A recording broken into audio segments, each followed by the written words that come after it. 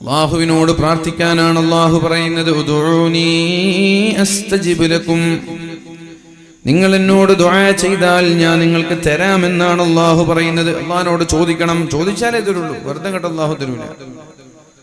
അല്ലാഹുവിനോട് ചോദിച്ചാലാണ് അല്ലാഹു തരുന്നത്, ചോദിക്കാതെ അല്ലാഹു തരൂല. അതുകൊണ്ട് പ്രിയപ്പെട്ടവരെ, നമ്മൾ ഇന്ന് ചെയ്യുന്ന അമലുകളെല്ലാം നാളേക്ക് വേണ്ടിയുള്ള എടുത്തുവെക്കലാണ്, കളക്ഷനാണ്. അൽ കയ്യിസു മൻ ദാന നഫ്സഹു വഅമില ലിമാ ബഅദൽ മൗത്ത്. ബുദ്ധിമാൻ എന്ന് പറയുന്നത് സ്വന്തം ശരീരത്തെ നിയന്ത്രിക്കുന്നവനാണ് ബുദ്ധിമാൻ. മൻ ദാന നഫ്സഹു വഅമില ലിമാ ബഅദൽ മൗത്ത്.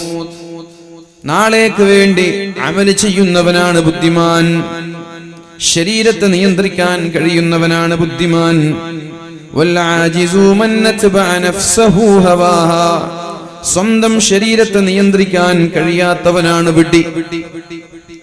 സ്കൂളിലൊക്കെ പോയാൽ, കലാലയങ്ങളിൽ പോയാൽ, ക്യാമ്പസുകളിൽ പോയാൽ പ്രസന്റ് എങ്ങനെ ആസ്വദിക്കാമെന്നാണ് അവർ പറയാ, പഠിപ്പിച്ചു തരാ. നിന്റെ പ്രസന്റ് നീ എങ്ങനെയാണ് ആസ്വദിക്കുക, അങ്ങനെയാണ് പഠിപ്പിക്കുന്നത്. ഇന്നത്തെ കാര്യം നീ ആസ്വദിക്ക്, നാളത്തെ കുറിച്ച് നീ ചിന്തിക്കേണ്ട. ആ ഒരു മോട്ടോയാണ് നമ്മുടെ കലാലയങ്ങളിൽ. ആ സന്തോഷങ്ങൾക്ക് തടസ്സമാകുന്ന മാതാപിതാക്കളുമായി ബന്ധം വിച്ഛേദിച്ചേക്ക്. ആ സന്തോഷത്തിന് വിഘാതമാകുന്ന ഉമ്മയോ ഉപ്പയോ നാട്ടുകാരോ സഹോദരങ്ങളുമായിട്ടോ നിനക്ക് ബന്ധം വേണ്ട എന്നൊരു മെസ്സേജാണ് പുതിയ തലമുറയിലേക്ക് കടന്നു വരുന്നത്. അങ്ങനെയാണ്. അതുകൊണ്ടാണ് എന്റെ ശരീരം അതെന്റെ ഇഷ്ടമാണെന്ന് പെൺകുട്ടികൾ പറയാൻ തുടങ്ങിയത്.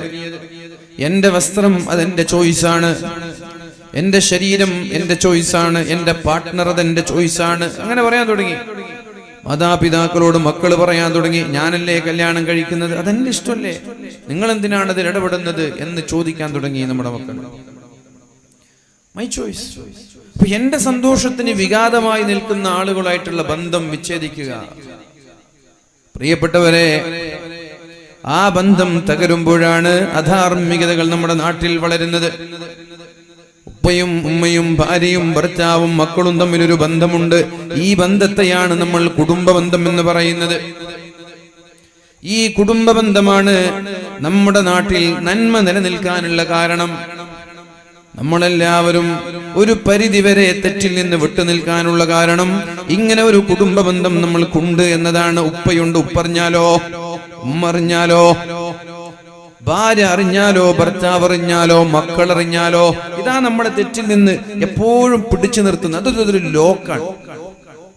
ഈ ലോക്ക് തകർക്കലാണ് ലിബറലിസ്റ്റുകളും ഫെമിനിസ്റ്റുകളും സോഷ്യലിസ്റ്റുകളൊക്കെ ചെയ്തുകൊണ്ടിരിക്കുന്നത്. ഈ ലോക്ക് പൊട്ടിക്കാനാണ്.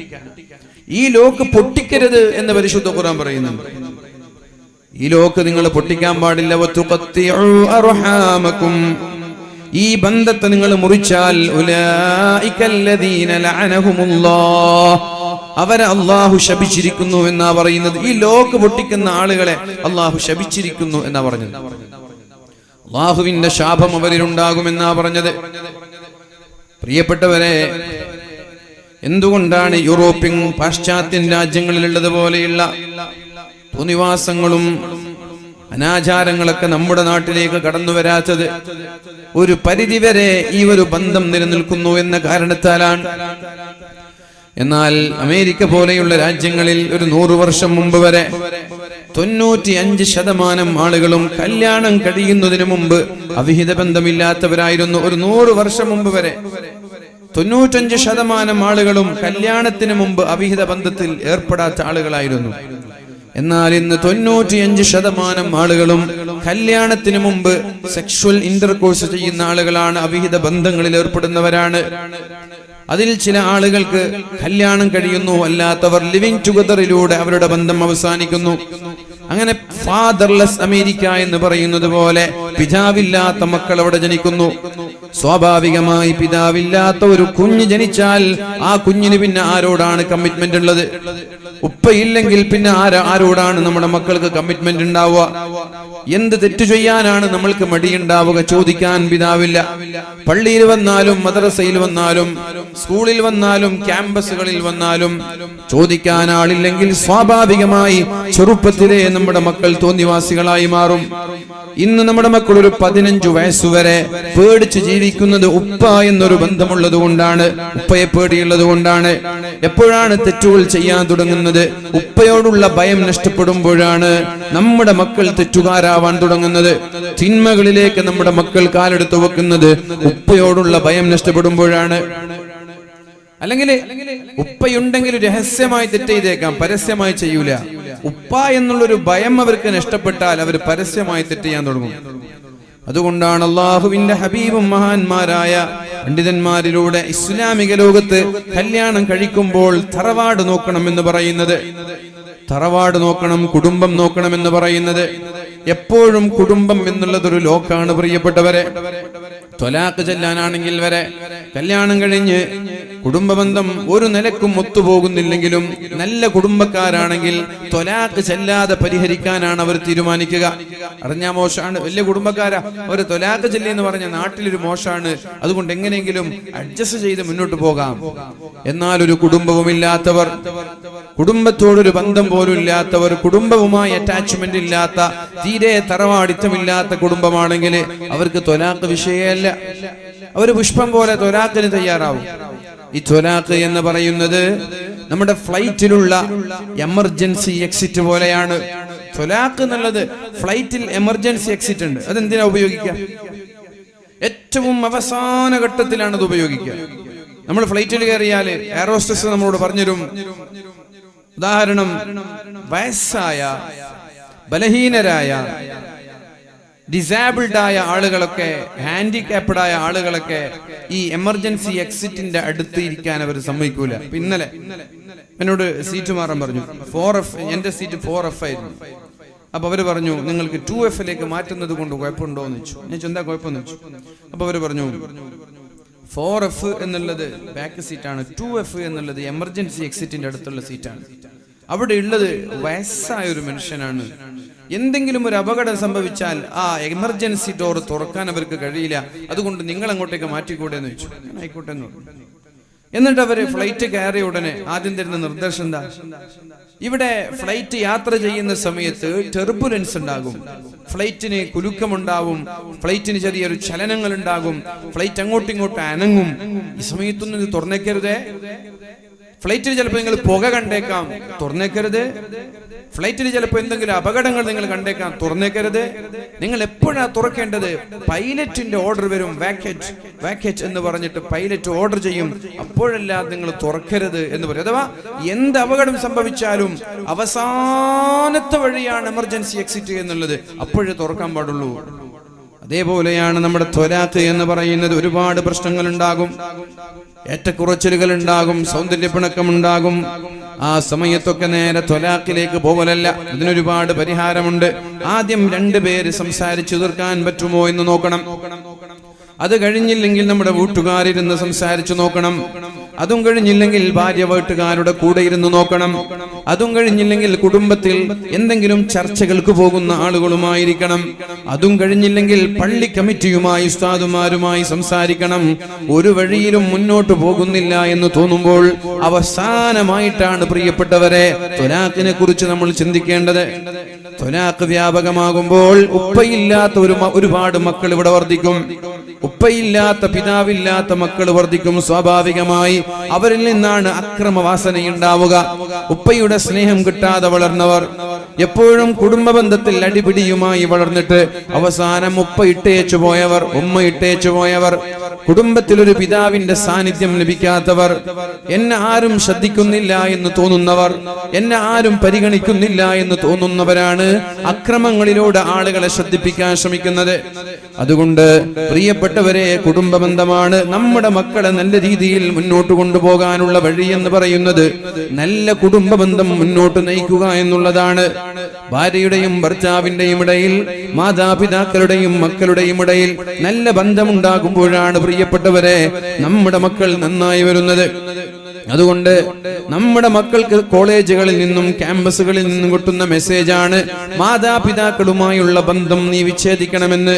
അവരവരുടെ സുഖത്തിന് വേണ്ടി, അവരവരുടെ സൗകര്യത്തിന് വേണ്ടി, അവരവരുടെ ആഗ്രഹത്തിന് വേണ്ടി ഒരുമിച്ച് കൂടിയപ്പോ നീ ഉണ്ടായി എന്നല്ലാതെ നിനക്ക് എന്ത് ബന്ധമാണ് എന്ന ചോദ്യം ചോദിക്കാൻ തുടങ്ങി.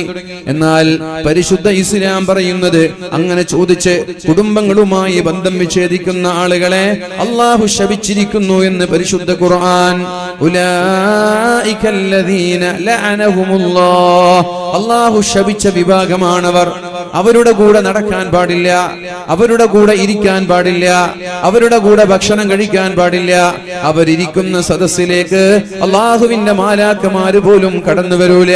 അവർ ദുആ ചെയ്താൽ അള്ളാഹു അവരുടെ പ്രാർത്ഥന സ്വീകരിക്കുക പോലുമില്ല. ആര്? കുടുംബക്കാരുമായി തെറ്റി നിൽക്കുന്ന ആളുകള്, കുടുംബക്കാരുമായി ബന്ധം വിച്ഛേദിച്ചു നിൽക്കുന്ന ആളുകള്, മാതാപിതാക്കളെ വെറുപ്പിക്കുന്ന ആളുകള്. പ്രിയപ്പെട്ടവരെ, ഇത് തമാശയില്ല, വളരെ ഗൗരവമുള്ള കാര്യമാണ്, വളരെ ഗൗരവമുള്ള കാര്യമാണ്. അതുകൊണ്ട് എപ്പോഴും കുടുംബ ബന്ധത്തിന് നമ്മൾ പ്രാധാന്യം നൽകുക.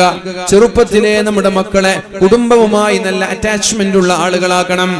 അളാപ്പയെ പരിചയപ്പെടുത്തണം, മുത്താപ്പയെ പരിചയപ്പെടുത്തണം, കുഞ്ഞമ്മമാരെ, അമ്മായിമ്മമാരെ, കസിൻ ബ്രദേഴ്സിനെ. ഇടയ്ക്കിടെ അവരുടെ വീട്ടിലേക്ക് നമ്മൾ പോകണം, അവരുടെ വീട്ടിലേക്ക് മക്കളെ കൊണ്ടുപോകണം. അങ്ങനെ അങ്ങോട്ടും ഇങ്ങോട്ടും കുടുംബ ബന്ധം നമ്മൾ കാത്തു സൂക്ഷിച്ചാൽ മക്കളെ ഒരുവിധം തെമ്മാടിത്തരങ്ങളിൽ നിന്ന്, തോന്നിവാസങ്ങളിൽ നിന്ന് നിയന്ത്രിക്കാൻ നമ്മൾക്ക് കഴിയും. ഇതൊരു ലോക്കാണ് എന്ന് നമ്മൾ മനസ്സിലാക്കണം. അള്ളാഹുവിനെ നമ്മൾ പേടിച്ചില്ലെങ്കിലും ഒരുപക്ഷെ നമ്മൾ നമ്മുടെ മാതാപിതാക്കളെ പേടിക്കും. രഹസ്യമായ സമയങ്ങളിൽ ഒറ്റയ്ക്കിരിക്കുമ്പോൾ നമ്മൾ അല്ലാഹുവിനെ പേടിച്ചു കൊള്ളണമെന്നില്ല. ആരും കാണാതെ, ആരും അറിയാതെ ഒറ്റപ്പെട്ടിരിക്കുന്ന സ്ഥലം ആരും കാണൂല എന്നറിഞ്ഞാൽ തെറ്റു ചെയ്യാത്ത ആളുകൾ ആരാണ്? അവരെ കുറിച്ചാണ് അല്ലാഹുവിന്റെ ഹബീബായ നബി തങ്ങൾ പറഞ്ഞത്, യജഅലുഹുല്ലാഹു ഹബാഅൻ മൻസൂറാ. അവരുടെ എല്ലാ നന്മകളെയും അല്ലാഹു തആല ധൂളികളാക്കി, പൊടിപടലങ്ങളാക്കി വലിച്ചെറിയുമെന്ന് പരിശുദ്ധ റസൂലുള്ളാഹി സ്വല്ലല്ലാഹു അലൈഹി വസല്ലം. ആളുകളുടെ മുമ്പിൽ മാന്യന്മാരാണ്, എന്നാൽ ഒറ്റയ്ക്കിരിക്കുമ്പോൾ തോന്നിവാസങ്ങൾ ചെയ്യുന്നവര്, അവരുടെ എല്ലാ അമലുകളെയും അല്ലാഹു പൊടിപടലങ്ങളായി വലിച്ചെറിയുമെന്നാ പറഞ്ഞത്. അല്ലാഹു അവരുടെ അമലുകൾ സ്വീകരിക്കൂല എന്നാ പറയുന്നത്. അതുകൊണ്ട് പ്രിയപ്പെട്ടവരെ, നമ്മുടെ പരസ്യവും നമ്മുടെ രഹസ്യവും ഒരുപോലെ നന്നാക്കാൻ നമ്മൾ ശ്രമിക്കുക. അല്ലാഹു റബ്ബ് സുബ്ഹാനഹു വ തആല തൗഫീഖ് നൽകട്ടെ.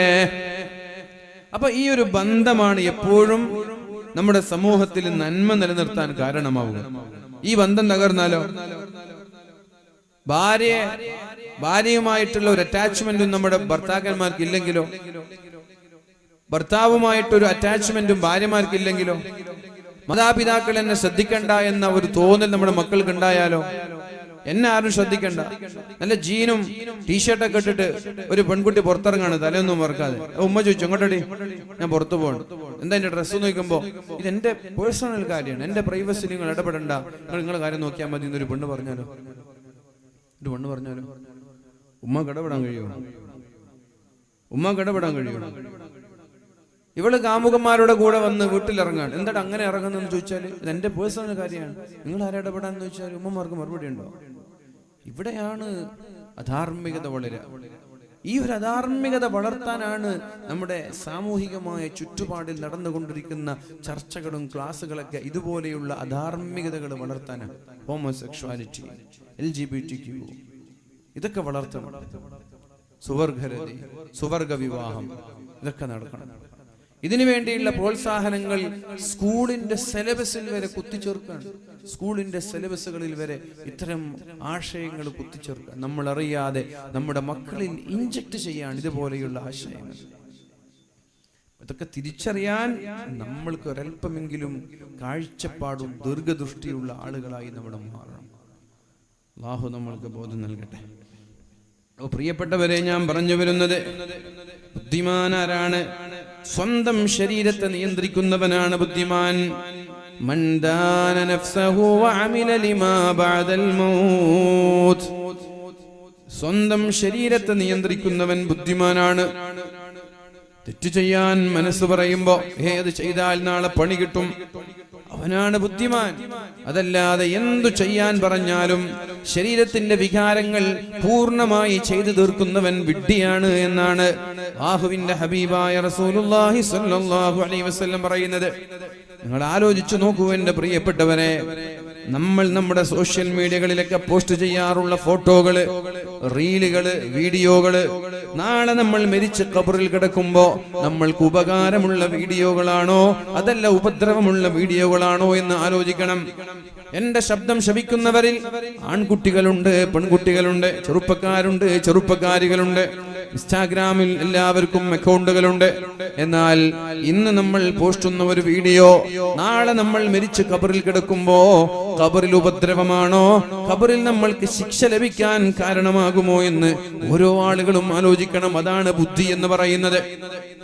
ഒരു പെൺകുട്ടി ലൈക്ക് കിട്ടാനും ഫോളോവേഴ്സ് ഉണ്ടാവാനും ഒരുപാട് വ്യൂവേഴ്സ് ഉണ്ടാവാനും വൈറലാവാനൊക്കെ വേണ്ടി അല്ലാഹുവിന്റെ ദീൻ പറഞ്ഞതിന് വിപരീതമായി തലമറക്കാതെ, ശരീരത്തിന്റെ ഔറത്ത് മറക്കാതെ പാട്ടുപാടുന്നതോ അഭിനയിക്കുന്നതോ അല്ലെങ്കിൽ സൗന്ദര്യം പ്രകടിപ്പിക്കുന്നതോ ആയ വീഡിയോ ഒരു ചെറുപ്പക്കാരോ ഒരു ചെറുപ്പക്കാരിയോ ഇൻസ്റ്റാഗ്രാം പോലെയുള്ള പൊതു സോഷ്യൽ മീഡിയ പ്ലാറ്റ്ഫോമിൽ അപ്ലോഡ് ചെയ്തിട്ട് എങ്ങാനും പെട്ടെന്നൊരു മരണം അവരെ, അല്ലാഹുവിന്റെ മരണം അവരെ മാടി വിളിക്കുകയാണെങ്കിൽ നാളെ ഖബറിൽ കിടക്കുമ്പോൾ അവളുടെ അക്കൗണ്ടിലുള്ള വീഡിയോകൾ എത്ര ആളുകളാ കാണുക? അവന്റെ അക്കൗണ്ടിലുള്ള ഹറാമായ വീഡിയോകൾ എത്ര ആളുകളാ കാണുക? മുൻകർ നകീർ കടന്നു വന്നിട്ട് മർറബ്ബുക വമാ ദീനുക, പ്രിയപ്പെട്ടവരെ എന്ന ചോദ്യം നമ്മളോട് ചോദിക്കുമ്പോ ഓരോ സമയത്തും നമ്മൾ ഉണ്ടാക്കി വെച്ച ഹറാമായ വീഡിയോ കാരണം ഓരോ ആളുകൾ ഹറാമ് കാണുമ്പോ അതിന്റെ ശിക്ഷ നമ്മുടെ ഖബറിടത്തിലേക്ക് കടന്നു വരുമെന്നല്ലേ ഹദീസുകൾ പഠിപ്പിക്കുന്നത്. അതാണ് പറയുന്നത്, മൻ ദാന നഫ്സഹു വഅമില ലിമാ ബഅദൽ മൗത്ത്, എന്ത് ചെയ്യുമ്പോഴും എന്റെ ഖബറിൽ അത് ഉപകരിക്കുമോ എന്ന് ചിന്തിക്കുന്നവരാണ് ബുദ്ധിമാൻ എന്ന് പറയുന്നത്. ഇതെല്ലാവർക്കും ഇഷ്ടപ്പെട്ടുകൊള്ളണമെന്നില്ല. ഇതുപോലെയുള്ള വഅലിന്റെ താഴെ എത്രയോ സ്വതന്ത്ര ചിന്താഗതിക്കാര് കമന്റുകളുമായി കടന്നുവരും.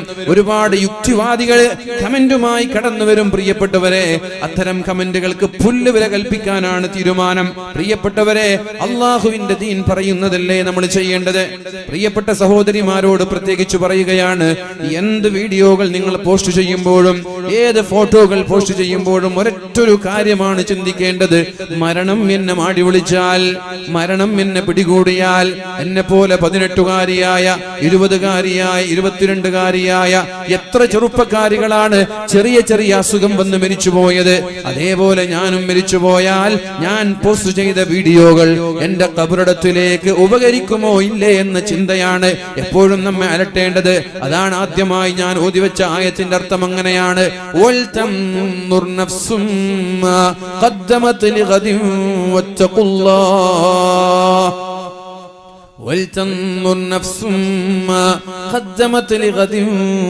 اللَّهَ. ഓരോ ആളുകളും പ്രിയപ്പെട്ടവരെ ആലോചിച്ചോളൂ. ഓരോ ആളുകളും ഓരോ മനുഷ്യന്മാരും നാളേക്ക് വേണ്ടി ഞാൻ എന്താണ് എടുത്തു വെച്ചത് എന്ന് ചിന്തിക്കണമെന്നാണ് പരിശുദ്ധ ഖുർആൻ നമ്മോട് ആവശ്യപ്പെടുന്നത്. നമ്മളെങ്ങനെ ചിന്തിക്കുന്നുണ്ടോ പ്രിയപ്പെട്ടവരെ? നാളേക്ക് വേണ്ടി എന്താ നമ്മൾ എടുത്തു വെച്ചത്? ഒരുപാട് നിസ്കാരം നമ്മുടെ കൈകളിലുണ്ടോ? നോമ്പുകളുണ്ടോ? ദിക്റുകളുണ്ടോ? ഒന്നും നമ്മുടെ കയ്യിലില്ലല്ലോ. അല്ലാഹുവിന്റെ ഹബീബായ നബി തങ്ങൾ പറഞ്ഞു, അലാ ബിദിക്രില്ലാഹി തത്മഇന്നുൽ ഖുലൂബ്. ഒരു മനുഷ്യന്റെ ജീവിതത്തിൽ സമാധാനമുണ്ടാവാൻ അയാൾ ദിക്റിലൂടെ ജീവിക്കണമെന്നാ പറഞ്ഞത്. എപ്പോഴും ദിക്ർ ചൊല്ലിക്കൊണ്ടേയിരിക്കണമെന്നാണ്. ലാ യസാലു ലിസാനുക റതുബൻ ബിദിക്രില്ലാഹ്. നമ്മുടെ നാവുകൾ ദിക്ർ ചൊല്ലി നനഞ്ഞുകൊണ്ടേയിരിക്കണമെന്ന് അല്ലാഹുവിന്റെ ഹബീബായ നബി തങ്ങൾ പറയുന്നുണ്ട്. അപ്പൊ ദിക്ർ എന്ന് പറഞ്ഞാൽ എന്താണ്? രാവിലെ ഉണരുമ്പോൾ അല്ലാഹുവിന്റെ ഹബീബായ നബി തങ്ങൾ പഠിപ്പിച്ചൊരു ദിക്റുണ്ട്. രാവിലെ എണീക്കുമ്പോൾ ഒരു ദിക്റുണ്ട്. അത് കഴിഞ്ഞ് വാഷ്റൂമിൽ പോകുമ്പോ, തിരിച്ചു വരുമ്പോ, വീട്ടിൽ നിന്ന് പുറത്തിറങ്ങുമ്പോ, വീട് കഴിഞ്ഞ് പുറത്തിറങ്ങുമ്പോ, വാഹനത്തിൽ കയറുമ്പോ, ഭക്ഷണം കഴിക്കുമ്പോ, ഭക്ഷണം കഴിച്ചു കഴിഞ്ഞാൽ, അങ്ങനെ ഓരോ സ്ഥലങ്ങളിലും ദിക്ർ ചൊല്ലാൻ അല്ലാഹുവിന്റെ ഹബീബായ നബി തങ്ങൾ നമ്മോട് പഠിപ്പിച്ചിട്ടുണ്ട്. ഈ ദിക്റുകളെങ്കിലും നമ്മുടെ ജീവിതത്തിൽ പതിവാക്കിയാൽ അല്ലാഹു നമ്മൾക്ക് സമാധാനം തരും. കല്യാണം കഴിഞ്ഞോ, ദാമ്പത്യ ജീവിതത്തിൽ സമാധാനമുള്ള എത്ര ആളുകൾ നമ്മുടെ കൂട്ടത്തിലുണ്ട് അല്ലേ? കല്യാണം കഴിഞ്ഞിട്ട് ആരാണ് സമാധാനമുണ്ട് എന്ന് പറയുന്നവരാരാ? ആർക്കാണ് സമാധാനമുള്ളത് കല്യാണം കഴിഞ്ഞിട്ട്? പെണ്ണിനുമില്ല ആണിനുമില്ല സമാധാനം. എന്തുകൊണ്ടാണ് കല്യാണം കഴിഞ്ഞ് സമാധാനം കിട്ടാതെ പോകുന്നത്? വെറുതെയല്ല പ്രിയപ്പെട്ടവരെ. അല്ലാഹു തആല മഹാനായ ആദം നബി അലൈഹിസ്സലാമിനെ സ്വർഗ്ഗത്തിൽ സൃഷ്ടിച്ചപ്പോ ഏകാന്തനായിരിക്കുന്ന ആദം നബി അലൈഹിസ്സലാമിന് എന്തോ ഒരു ലോൺലിനെസ് ഫീൽ ചെയ്യുകയാണ്, ഏകാന്തത ഫീൽ ചെയ്യുകയാണ്. ഏകാന്തതയുടെ ആ ഒരു വിഷമം കാരണം ആദം നബി അലൈഹിസ്സലാം വിഷമിച്ചിരിക്കുമ്പോഴാണ് അല്ലാഹു തആല ആദം നബി അലൈഹിസ്സലാമിനെ വളരെ മനോഹരമായ രീതിയിൽ നല്ലൊരു ഉറക്കം നൽകി അനുഗ്രഹിക്കുന്നത്. അങ്ങനെ ഉറങ്ങിക്കിടക്കുമ്പോഴാണ് ആദം നബി അലൈഹിസ്സലാമിന്റെ ഏറ്റവും താഴെ തട്ടിലുള്ള വാരിയൽ എടുത്തുകൊണ്ട് അതിൽ നിന്ന് മഹദിയായ ഹവ്വാ ബീവി റളിയല്ലാഹു അൻഹയെ ഉണ്ടാക്കുന്നത്, ജനിപ്പിക്കുന്നത്, സൃഷ്ടിക്കുന്നത്. ആ സമയത്ത് ആദം നബി അലൈഹിസ്സലാം ഉറങ്ങുകയാണ്. ഉറക്കത്തിൽ നിന്നുണരുമ്പോ ഒരു പെണ്ണിനെ കാണുന്നു തന്റെ തൊട്ടടുത്തിരിക്കുന്നത്. അപ്പോഴാണ് അല്ലാഹു മഹാനായ ആദം നബി അലൈഹിസ്സലാം ചോദിക്കുന്നത്, മൻ അൻതി, നിങ്ങളാരാ? ഉറങ്ങുന്നത് വരെ ഇവിടെ ഒരാളില്ലല്ലോ, ഇപ്പൊ നിങ്ങൾ ആരാ? മൻ അൻതി, നിങ്ങൾ ആരാണ്? അപ്പോഴാണ് മഹദിയായ ഹവ്വാ ബീവി റളിയല്ലാഹു അൻഹ പറയുന്നത്, ഇംറഅതു അനംറഅ, ഞാനൊരു പെണ്ണാണ്. ലിമ ഖുലിഖതി, എന്തിനാണ് അല്ലാഹു തആല നിന്നെ സൃഷ്ടിച്ചത് എന്ന് ചോദിക്കുന്നുണ്ട്. ആ സമയത്താണ് മഹദിയായ ഹവ്വാ ബീവി റളിയല്ലാഹു അൻഹ പറയുന്നത്, നിങ്ങൾക്ക് സമാധാനം തരാനാണ് എന്നെ അല്ലാഹു സൃഷ്ടിക്കുന്നത്. നിങ്ങൾക്ക് സമാധാനം തരാനാണ്, നിങ്ങൾക്ക് സന്തോഷം തരാനാണ്, നിങ്ങളുടെ ഏകാന്തത മാറ്റി നിങ്ങൾക്ക് ഒരു ടൈം പാസ് നൽകാനാണ് അല്ലാഹു എന്നെ സൃഷ്ടിച്ചത് എന്ന് മഹദിയായ ഹവ്വാ ബീവി റളിയല്ലാഹു അൻഹ ആദം നബി അലൈഹിസ്സലാമിനോട് പറയുന്നുണ്ട്. അപ്പൊ ഒരു ഇണയെ അല്ലാഹു സൃഷ്ടിക്കുന്നത്, ഒരു പെണ്ണിനെ അല്ലാഹു സൃഷ്ടിക്കുന്നത് ആണിന് സമാധാനം നൽകാനാണ്. ഒരു ആണിനെ അല്ലാഹു സൃഷ്ടിക്കുന്നത് ഒരു പെണ്ണിന് സമാധാനം നൽകാനാണ്. രണ്ടുപേരും സമാധാനത്തോടെ സന്തോഷത്തോടെ ജീവിക്കാനാണ് അല്ലാഹു തആല കല്യാണം കഴിക്കണമെന്ന് പറഞ്ഞത്. പക്ഷെ എത്ര പേരുടെ കല്യാണത്തിൽ സന്തോഷമുണ്ട്, എത്ര ദാമ്പത്യ ജീവിതത്തിൽ സന്തോഷമുണ്ട്, എത്ര ത്വലാഖുകൾ വർദ്ധിക്കുന്നുണ്ട് പ്രിയപ്പെട്ടവരെ. ഡിവോഴ്സ് റേറ്റ് വർദ്ധിച്ചുകൊണ്ടേയിരിക്കുകയാണ്. എന്താണ് കാരണം? സമാധാനം നഷ്ടപ്പെടുന്നു എന്നതാ കാരണം. എന്തുകൊണ്ടാണ് കല്യാണം കഴിക്കാൻ ചെറുപ്പക്കാരും പെൺകുട്ടികളൊക്കെ മടിച്ചു നിൽക്കുന്നത്? 22 വയസ്സായാലും പെൺകുട്ടികൾക്ക് കല്യാണം വേണ്ട, 28 വയസ്സായാലും ആൺകുട്ടികൾക്കും കല്യാണം വേണ്ട. എന്തുകൊണ്ട്? കല്യാണത്തോട് തന്നെ ആളുകൾക്ക് മടുപ്പ് തോന്നാനുള്ള കാരണം കല്യാണം കഴിഞ്ഞവരുടെ ദുരനുഭവങ്ങൾ കേൾക്കുമ്പോ കല്യാണം തന്നെ വേണ്ട എന്ന ചിന്തയിലാണ് പല ആളുകളും. ഇങ്ങനെ കല്യാണം കഴിക്കാനല്ല ഇസ്ലാം പറഞ്ഞത്. വമിൻ ആയാതിഹി അൻ ഖലഖ ലക്കും മിൻ അൻഫുസികും അസ്വാജാ വമിൻ ആയാതിഹി അൻ ഖലഖ ലക്കും മിൻ അൻഫുസികും അസ്വാജാ ലിതസ്കുനൂ ഇലൈഹാ. അല്ലാഹു തആല നിങ്ങൾക്കൊരു ഇണയെ തന്നത് എന്തിനാണെന്നറിയോ? നിങ്ങൾക്ക് സമാധാനം കിട്ടാനാണ്. ലിതസ്കുനൂ ഇലൈഹാ, ആ പെണ്ണിന് നിങ്ങളിൽ നിന്ന് സമാധാനം കിട്ടണം, അതേപോലെ നിങ്ങൾക്കും പെണ്ണിൽ നിന്ന് സമാധാനം കിട്ടണം. ഇതിനു വേണ്ടിയാണ് അല്ലാഹു തആല കല്യാണം കഴിക്കാൻ പറഞ്ഞത്. കല്യാണം എന്നുള്ളത് അല്ലാഹുവിന്റെ വിസ്മയങ്ങളിൽപ്പെട്ട ഒരു വിസ്മയമാണ്, അത്ഭുതങ്ങളിൽപ്പെട്ട ഒരു അത്ഭുതമാണ്. ഇത്രയൊക്കെ മനോഹരമായ രീതിയിൽ കല്യാണത്തെ പരിചയപ്പെടുത്തിയിട്ട് പ്രിയപ്പെട്ടവരെ, നമ്മുടെയൊക്കെ കല്യാണത്തിന്റെ അവസ്ഥ എന്താണ്? കല്യാണം കഴിക്കുന്ന സമയത്ത് ഓരോ ഉപ്പമാരും കല്യാണം കഴിക്കാൻ പോകുന്ന ചെറുക്കനോട്, ചെറുപ്പക്കാരനോട്, ഭർത്താവിനോട്, മരുമകനോട് പറയാറുള്ളത് എന്താണ്? ഉസവ്വിജുക അലാ മാ അമറല്ലാഹു തആല മിൻ ഇംസാകിൻ ബിമഅറൂഫിൻ ഔ തസ്രീഹിൻ ബിഇഹ്സാൻ. ഞാൻ നിനക്ക് എന്റെ മകളെ കല്യാണം കഴിപ്പിച്ചു തരികയാണ്. ആരാ പറയുന്നത്? പിതാവ് പറയാണ്. പിതാവിന്റെ കത്തളങ്ങളിൽ വിഷമമുണ്ട്. 10-18 വർഷക്കാലം പോറ്റു വളർത്തിയ, തന്റെ കരളിന്റെ കഷ്ണം പോലെ പോറ്റു വളർത്തിയ തന്റെ പൊന്നാര മകളെ ഒരു പരിചയമില്ലാത്ത ചെറുപ്പക്കാരന്റെ കൂടെ പറഞ്ഞേക്കുമ്പോ ആ ചെറുപ്പക്കാരനെ എങ്ങനെ എന്റെ പെണ്ണിനെ നോക്കുമെന്നറിയില്ല. എന്നിട്ട് പോലും തന്റെ സങ്കടങ്ങളും തന്റെ വിഷമങ്ങളും തന്റെ നൊമ്പരങ്ങളും ഉള്ളിലൊതുക്കിക്കൊണ്ട് ഭർത്താവിന്റെ മുഖം പോലും നോക്കാനുള്ള വിഷമം കൊണ്ട് താഴോട്ട് നോക്കിക്കൊണ്ടൊരു പിതാവ് തന്റെ മകളെ കൈമാറുന്ന രംഗമോർക്കുന്നുണ്ടോ? അല്ലാഹുവിന്റെ കൽപ്പന പ്രകാരമാണ് മോനെ ഞാൻ എന്റെ മകളെ നിനക്ക് നൽകുന്നത്. എന്താണ് അല്ലാഹുവിന്റെ കൽപ്പന? മിൻ ഇംസാകിൻ ബിമഅറൂഫിൻ, വളരെ മനോഹരമായ രീതിയിൽ, വളരെ സന്തോഷത്തോടെ, സമാധാനത്തോടെ നല്ല കുടുംബജീവിതം നയിക്കണം എന്റെ മകളുടെ കൂടെ. അതിന് നിനക്ക് കഴിവില്ലെങ്കിലോ ഔ തസ്രീഹിൻ ബിഇഹ്സാൻ, നിനക്ക് കഴിയില്ല എങ്കിൽ മാന്യമായ രീതിയിൽ നീ ത്വലാഖ് ചെല്ലണം, മാന്യമായ രീതിയിൽ ഡിവോഴ്സ് ചെയ്യണം. കല്യാണം കഴിച്ച് ഭാര്യയെ പീഡിപ്പിക്കാൻ വേണ്ടി ത്വലാഖ് ചെല്ലാതെ വേറെ കല്യാണം കഴിക്കുന്ന ആളുകളുണ്ട്. എന്തൊരു ക്രൂരതയാണത്! ഭാര്യയ്ക്ക് ചെലവിന് കൊടുക്കൂല, ഭാര്യയെ തീരെ പരിഗണിക്കൂല, ഭാര്യയെ ത്വലാഖ് ചൊല്ലുക പോലും ചെയ്യാതെ ഭാര്യയോടുള്ള വാശി കാരണത്താൽ, ഭാര്യയോടുള്ള വൈരാഗ്യം കാരണത്താൽ വേറൊരു കല്യാണം കഴിച്ച് കുടുംബജീവിതം നയിക്കുന്ന ആളുകള്. എന്നാൽ പ്രിയപ്പെട്ടവരെ, അയാൾക്ക് ആദ്യത്തെ ഭാര്യയെ ത്വലാഖ് ചൊല്ലിയാൽ ആ ഭാര്യയ്ക്ക് വേറൊരു കല്യാണം കഴിച്ചുകൂടെ? അങ്ങനെ കല്യാണം പോലും കഴിക്കാൻ അനുവദിക്കാതെ വളരെ ക്രൂരമായ മനസ്സിന്റെ ഉടമകൾ എത്രയോ ആളുകൾ നമ്മുടെ നാട്ടിലൊക്കെയുണ്ട്. വളരെ മോശമാണത്. അല്ലാഹു തആല വെറുതെ വിടുമെന്നൊരാളും വിചാരിക്കേണ്ട. പാവപ്പെട്ട പെണ്ണിന്റെ കണ്ണുനീര് കുടിച്ചുകൊണ്ട് വളരെ സന്തോഷത്തോടെ വേറൊരു കുടുംബജീവിതം നയിക്കാൻ നീ തയ്യാറായാൽ ആ കണ്ണുനീര് നിന്റെ ജീവിതത്തിൽ അനുഭവിക്കാതെ ഒരു കാരണവശാലും നിനക്ക് മുന്നോട്ട് പോകാൻ സാധിക്കുമെന്ന് വിചാരിക്കണ്ട. ആർക്കും കഴിയില്ല. എത്ര കാലം, കുറച്ചു കാലൊക്കെ നീ വൈരാഗ്യവും വാശിയും കൊണ്ടൊക്കെ മുന്നോട്ട് പോയി എന്ന് വരാം. അല്ലാഹു അത് തിരിച്ചു തരിക തന്നെ ചെയ്യും. ഒരാളുടെ കണ്ണുനീരിനും വിലയില്ലാതെ ഈ ഭൂമി ഒരു ദിവസം പോലും കഴിഞ്ഞു പോകൂല. ഒരാളുടെ കണ്ണുനീരിന് പോലും വിലയില്ലാതെ ഒരു ദിവസം പോലും ഈ ഭൂമി കഴിഞ്ഞു പോകൂല എന്ന് മനസ്സിലാക്കണം. അക്രമിയുടെ പ്രാർത്ഥന അല്ലാഹു തള്ളിക്കളയൂല എന്ന് മുഹമ്മദുർ റസൂലുള്ളാഹ്. വിഷമം അനുഭവിച്ച ആളുകള്, മാനസികമായി പീഡിപ്പിക്കപ്പെട്ട ആളുകള്, ശാരീരികമായി പീഡിപ്പിക്കപ്പെട്ട ആളുകള്, പ്രിയപ്പെട്ടവരെ, അവരുടെ പ്രാർത്ഥന അല്ലാഹു ഒരിക്കലും തള്ളിക്കളയൂല എന്നാണ് റസൂലുള്ളാഹി സ്വല്ലല്ലാഹു അലൈഹി വസല്ലം പറഞ്ഞത്. അങ്ങനെ നിരന്തരമായി നീ പീഡിപ്പിച്ചു കൊണ്ടിരിക്കുന്ന ഒരു പെണ്ണ് അല്ലാഹുവിനോട് നിരന്തരമായി ദുആ ചെയ്താൽ, അല്ലാഹുവിനോട് നിരന്തരമായി പ്രാർത്ഥിച്ചാൽ നിന്റെ ഭാവി ജീവിതം തന്നെ വലിയൊരു തടസ്സമായി മുന്നോട്ട് പോകാൻ കഴിയാതെ വളരെ പ്രയാസപ്പെടുന്ന ഒരു സാഹചര്യം ഉണ്ടാകുമെന്ന് ഇത്തരം ആളുകളോട് സാന്ദർഭികമായി ഉണർത്താൻ ഞാൻ ആഗ്രഹിക്കുകയാണ്. അതുകൊണ്ട് പ്രിയപ്പെട്ടവരെ, ഒരാളെയും മാനസികമായി പ്രയാസപ്പെടുത്താൻ നമ്മൾ തയ്യാറാവരുത്. എല്ലാവരും സന്തോഷത്തോടെ ജീവിക്കട്ടെ. ഔ തസ്രീഹിം ബിഇഹ്സാൻ. നിനക്കൊരാളെ പറ്റുന്നില്ല, മുന്നോട്ട് കൊണ്ടുപോകാൻ സാധിക്കുന്നില്ല എങ്കിൽ വളരെ മാന്യമായി ത്വലാഖ് ചെല്ലണമെന്നുള്ള ഉടമ്പടിയോടെയാണ് ഓരോ പിതാവും നമ്മുടെ മകളെ കല്യാണം കഴിപ്പിച്ചു തരുന്നത്. എന്നിട്ട് ആരാ വളരെ നല്ല രീതിയിൽ കൊണ്ടുപോകുന്നത്?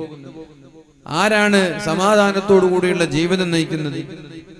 എന്തുകൊണ്ടാണ് ഇങ്ങനെ നമ്മുടെ ദാമ്പത്യ ജീവിതത്തിലൊക്കെ വിള്ളലുണ്ടാകുന്നത്? വെറുതെയല്ല, നമ്മുടെ തുടക്കം തന്നെ മോശമാകുന്നത് കൊണ്ടാണ്.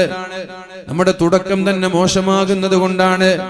ആർഭാടപൂർവമായ ഹറാമായ പ്രവർത്തനങ്ങൾ കൊണ്ട് തുടങ്ങുന്ന ഏതെങ്കിലും ഒരു കാര്യത്തിൽ അല്ലാഹു ബറക്കത്ത് നൽകുമെന്ന് നിങ്ങൾക്ക് തോന്നുന്നുണ്ടോ? അല്ലാഹുവിന്റെ ഹബീബായ നബി തങ്ങൾ പറയുന്നുണ്ട്, കുല്ലു ഷൈഇൻ ദീബാലിൻ ലം യുബ്ദഅ ബിസ്മില്ലാഹി ഫഹുവ അബ്തർ. പ്രിയപ്പെട്ടവരെ, ഇന്ന് വൈകുന്നേരം ഒരു നിക്കാഹ് ഉണ്ടായിരുന്നു. ആ നിക്കാഹിന്റെ മുമ്പ് ഒരു 10 മിനിറ്റ് പ്രസംഗിക്കാനുണ്ടായിരുന്നു. ആ പ്രസംഗത്തിൽ ഞാൻ അവരോട് പറഞ്ഞത് 3 പോയിന്റാണ് എനിക്ക് നിങ്ങളോട് പറയാനുള്ളത്. കൂടുതലായിട്ടൊന്നും പറയാനില്ല. 10 മിനിറ്റ് കൊണ്ട് അവിടെ 3 വിഷയമേ ഞാൻ സൂചിപ്പിച്ചിട്ടുള്ളൂ. എല്ലാവരും ഒരുമിച്ച് കൂടുന്ന സദസ്സാണത്. ചെറുപ്പക്കാർ ണ്ട്, വയസ്സന്മാരുണ്ട്, കുട്ടികളുണ്ട്, കല്യാണ പ്രായമായവരുണ്ട്, ഉപ്പമാരുണ്ട്. അങ്ങനെ എല്ലാവരും ഒരുമിച്ച് കൂടുന്ന സദസ്സിൽ വളരെ പ്രധാനപ്പെട്ട 3 വിഷയങ്ങളാണ് അവിടെ ഉദ്ധരിച്ചത്. ഏതൊക്കെയെന്നറിയോ? ഒന്നാമത്തേത്, വളരെ പെട്ടെന്ന് കല്യാണം കഴിക്കുക എന്നുള്ളത്. കല്യാണം കഴിയാതെ അലവലാദികളെ പോലെ അലഞ്ഞു തിരിയുന്ന ആളുകളായി നമ്മൾ മാറരുത്. 22 വയസ്സ് കഴിഞ്ഞിട്ടും കല്യാണം കഴിക്കാതെ ബാച്ചലറായി ജീവിക്കുക എന്നുള്ളത് പിശാചിന്റെ കൂട്ടുകാരാണ്. മുഹമ്മദുർ റസൂലുള്ളാഹ്. അവര് പിശാചിന്റെ കൂട്ടുകാരാണ്. 22 വയസ്സ് കഴിഞ്ഞിട്ടും കല്യാണം കഴിക്കാതെ ബാച്ചലറായി നടക്കുന്ന ആളുകൾ പിശാചിന്റെ കൂട്ടുകാരാണെന്ന് മുഹമ്മദുർ റസൂലുള്ളാഹ്. അൻത ഇദം മിൻ ഇഖ്വാനിശ് ശൈത്വാൻ. പ്രായപൂർത്തി എത്തിയിട്ടുണ്ട്, കല്യാണം കഴിക്കാനുള്ള പ്രായമായിട്ടുണ്ട്, മഹർ കൊടുക്കാനുള്ള സാമ്പത്തിക ശേഷിയുണ്ട്, എന്നിട്ടും കല്യാണം കഴിക്കാതെ അലവലാദികളായി അലഞ്ഞു തിരിഞ്ഞ് ബാച്ചുലറായി നടക്കുന്ന ഓരോ ആളുകളോടും അല്ലാഹുവിന്റെ ഹബീബായ നബി തങ്ങൾ പറയുന്ന മറുപടിയാണിത്. അൻത ഇദം മിൻ ഇഖ്വാനിശ് ശൈത്വാൻ. പിശാചിന്റെ ശത്രു, പിശാചിന്റെ സുഹൃത്തുക്കളാണ് നീ.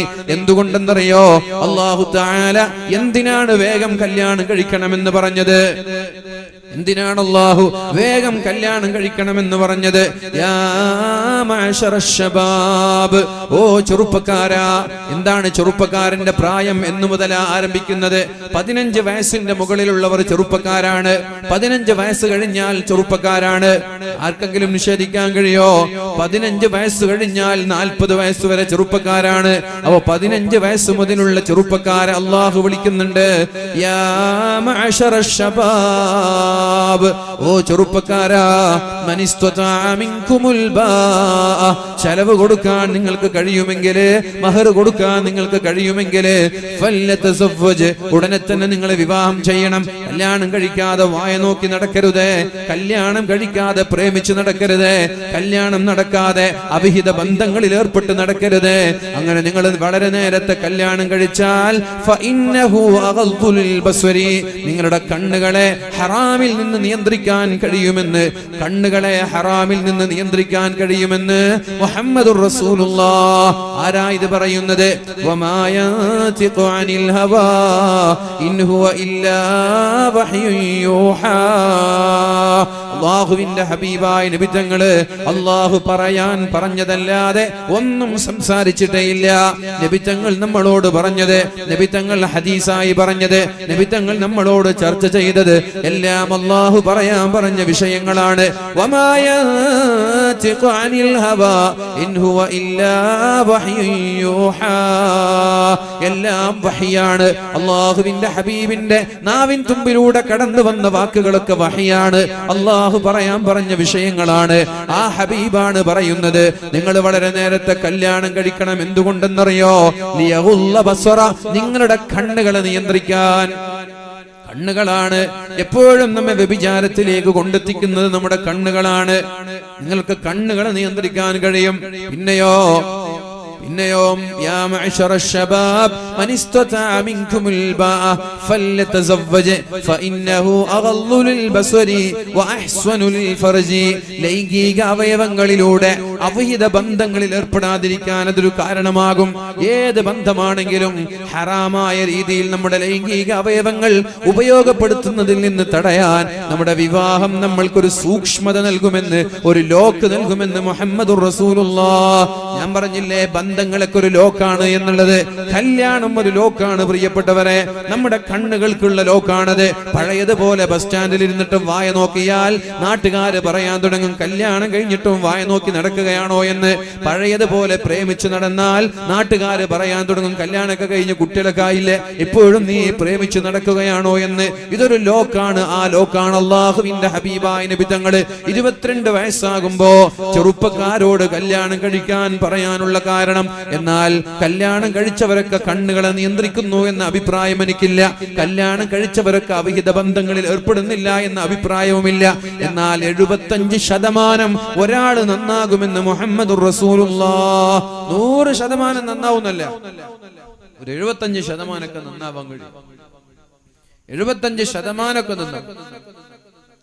കല്യാണം കഴിഞ്ഞില്ലെങ്കിലുള്ള ചെറുപ്പക്കാരനും കല്യാണം കഴിഞ്ഞ ചെറുപ്പക്കാരനും രണ്ടാ. കല്യാണം കഴിയാത്ത ഒരാള് സോഷ്യൽ മീഡിയയിലൂടെ പരിചയപ്പെട്ട ഒരു പെണ്ണിനെ കാണാൻ ഇവിടെ നിന്ന് തിരുവനന്തപുരം വരെ പോകാൻ തയ്യാറാകും. ഇന്നലെ ഞാൻ തിരുവനന്തപുരത്തായിരുന്നു. ഇവിടുന്ന് തിരുവനന്തപുരം വരെ പോകാൻ പ്രേമിച്ച പെണ്ണിനെ കാണാൻ. കല്യാണം കഴിഞ്ഞ ഒരാള് അങ്ങനെ റിസ്ക് ഒന്നും എടുക്കൂല. അതാണ് 75% നന്നാവെന്ന് പറഞ്ഞു. കല്യാണം കഴിയാത്തൊരു ചെറുപ്പക്കാരൻ ചിലപ്പോൾ പുറത്തിറങ്ങുന്നത് തന്നെ വായ നോക്കാൻ വേണ്ടി ആയിരിക്കും. എന്നാൽ കല്യാണം കഴിഞ്ഞാൽ വായ നോക്കാൻ വേണ്ടി പുറത്തിറങ്ങൂല, കണ്ടാ ചിലപ്പോ നോക്കി. അതാണ് 75% നന്നായി എന്ന് പറഞ്ഞത്. എന്നാൽ ബാക്കി ഒരു 25% ഉണ്ട്. അത് ഭാര്യയിലൂടെ ഭർത്താവിലൂടെ നന്നാവേണ്ടതാണ്. നല്ല കുടുംബ ജീവിതത്തിലൂടെ നന്നാവേണ്ടതാണ്. കല്യാണം കഴിഞ്ഞ് സന്തോഷം നൽകുന്ന ഭാര്യയാണെങ്കിൽ, സന്തോഷം നൽകുന്ന ഭർത്താവാണെങ്കിൽ, ആ ഭാര്യയെ കുറിച്ചല്ലാതെ വേറെ ഒരാളെ കുറിച്ച് ചിന്തിക്കാൻ ഈ ഭർത്താവിന് കഴിയില്ല.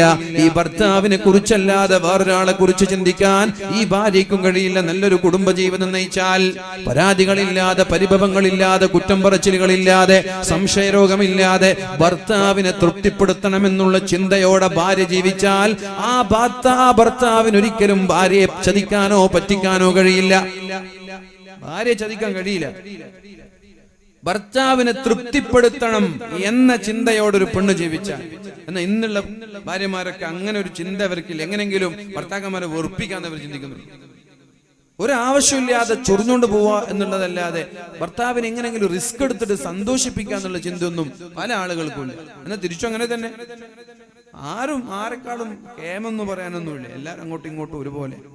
സ്വഭാവം വളരെ മോശമാണ് നമ്മുടേതൊക്കെ സ്വഭാവം വളരെ മോശം തന്നെയാണ്.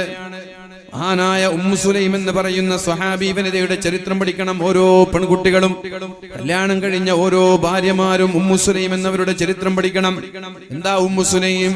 അല്ലാഹുവിന്റെ ഹബീബ് സ്വർഗത്തിലേക്ക് പോകുമ്പോ ഉമ്മു സുലൈമിന്റെ കാൽപെരുമാറ്റം സ്വർഗത്തിൽ കാണാനിടയായി, കേൾക്കാനിടയായി.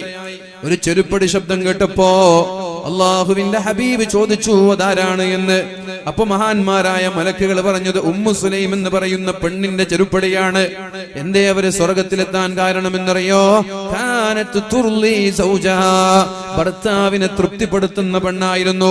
എന്ത് വിഷമമുണ്ടായാലും ഭർത്താവിനോട് എത്ര മോശമായി പെരുമാറിയാലും എന്റെ ജീവിതത്തിൽ ഭർത്താവിന് അനിഷ്ടകരമായ, ഭർത്താവിനെ വിഷമിപ്പിക്കുന്ന ഒരു സംഭവം പോലും, ഒരു വാക്ക് പോലും ഞാൻ പറയൂല എന്ന് പ്രതിജ്ഞയെടുത്ത പെണ്ണാണ് ഉമ്മു സുലൈം എന്നവർ. അതുകൊണ്ട് തന്നെ അല്ലാഹു ആ പെണ്ണിന് സ്വർഗം നൽകി എന്ന് മുഹമ്മദുർ റസൂലുള്ളാഹ്. എന്താ കാരണം എന്നറിയോ? വളരെ വിദൂരത്ത് നിന്ന് യാത്ര ചെയ്ത് വരുന്ന മാസങ്ങൾ കഴിഞ്ഞിട്ട് ഇവിടെ നിന്ന് കല്യാണം കഴിഞ്ഞ് പോകുമ്പോ ഒരു കുട്ടിയുണ്ട്.